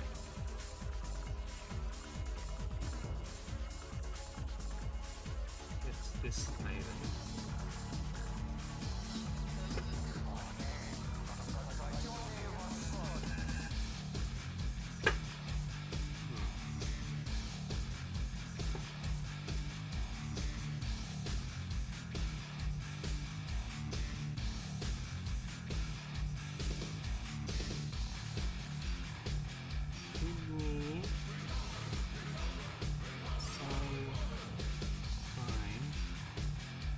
Fantasy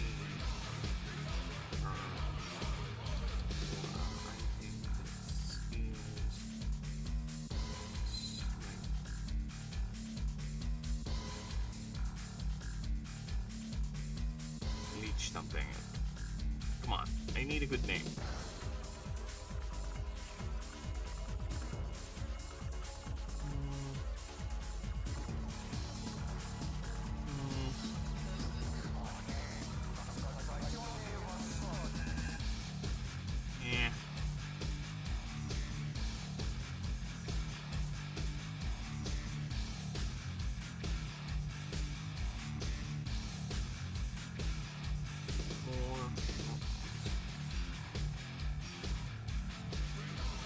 I don't like the first batch of names you give me.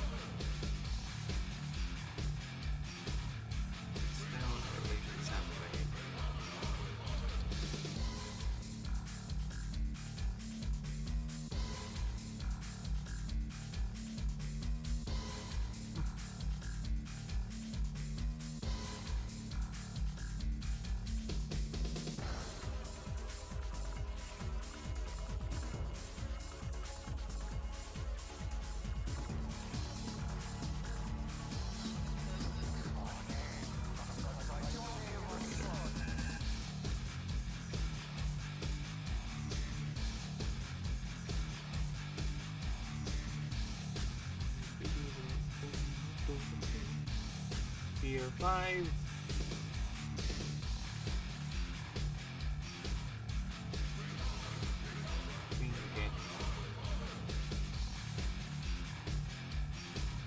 left, right arm. Okay. It's weight. 2.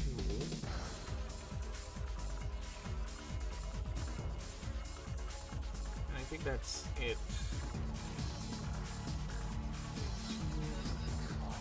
Yeah, that's it. Okay, let's see what it does. Whenever, as long as this item is equipped,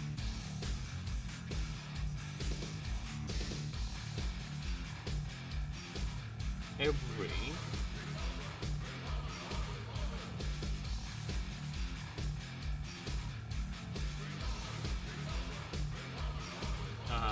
seventh alpha.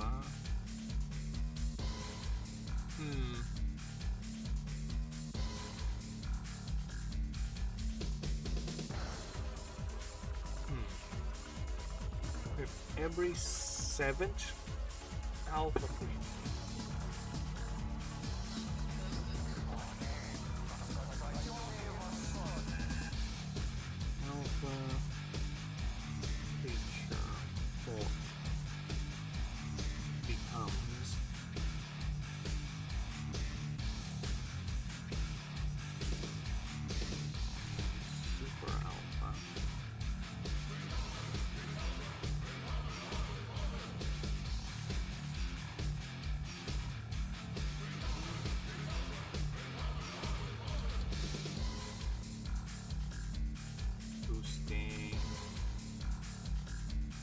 Additional 100% all stats.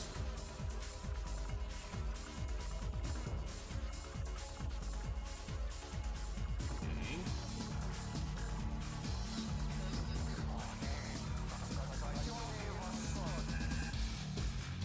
There we go.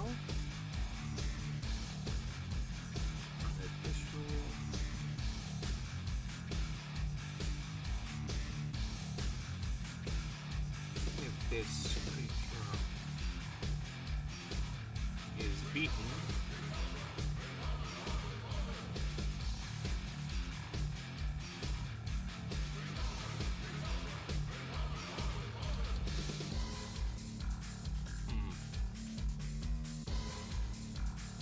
gain a random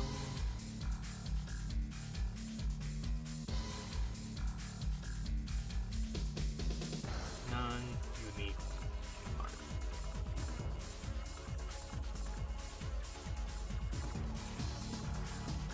What did I type?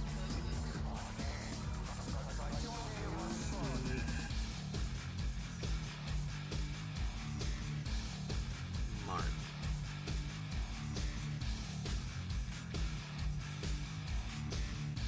Chosen.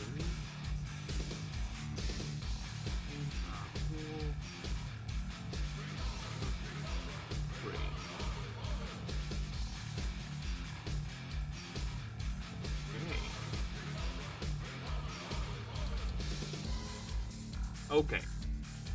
Fortunately, I think I'll call it there because I really cannot take it. My body is just fucking collapsing. Apologies everyone, I really do apologize, but we'll have to call it for now. I'm gonna go ahead and rest my brain, and I'll see you guys tomorrow. Appreciate the lurkers, appreciate the new chatters. Denisium, thank you. I saw you there. Gourmet, I saw you. And Omer, you all have a good one, okay? Have an amazing day. And I'll be back next time. Okay, how do I turn this thing off? Oh, why is it always going there? Every time I minimize that bloody thing, it insists on going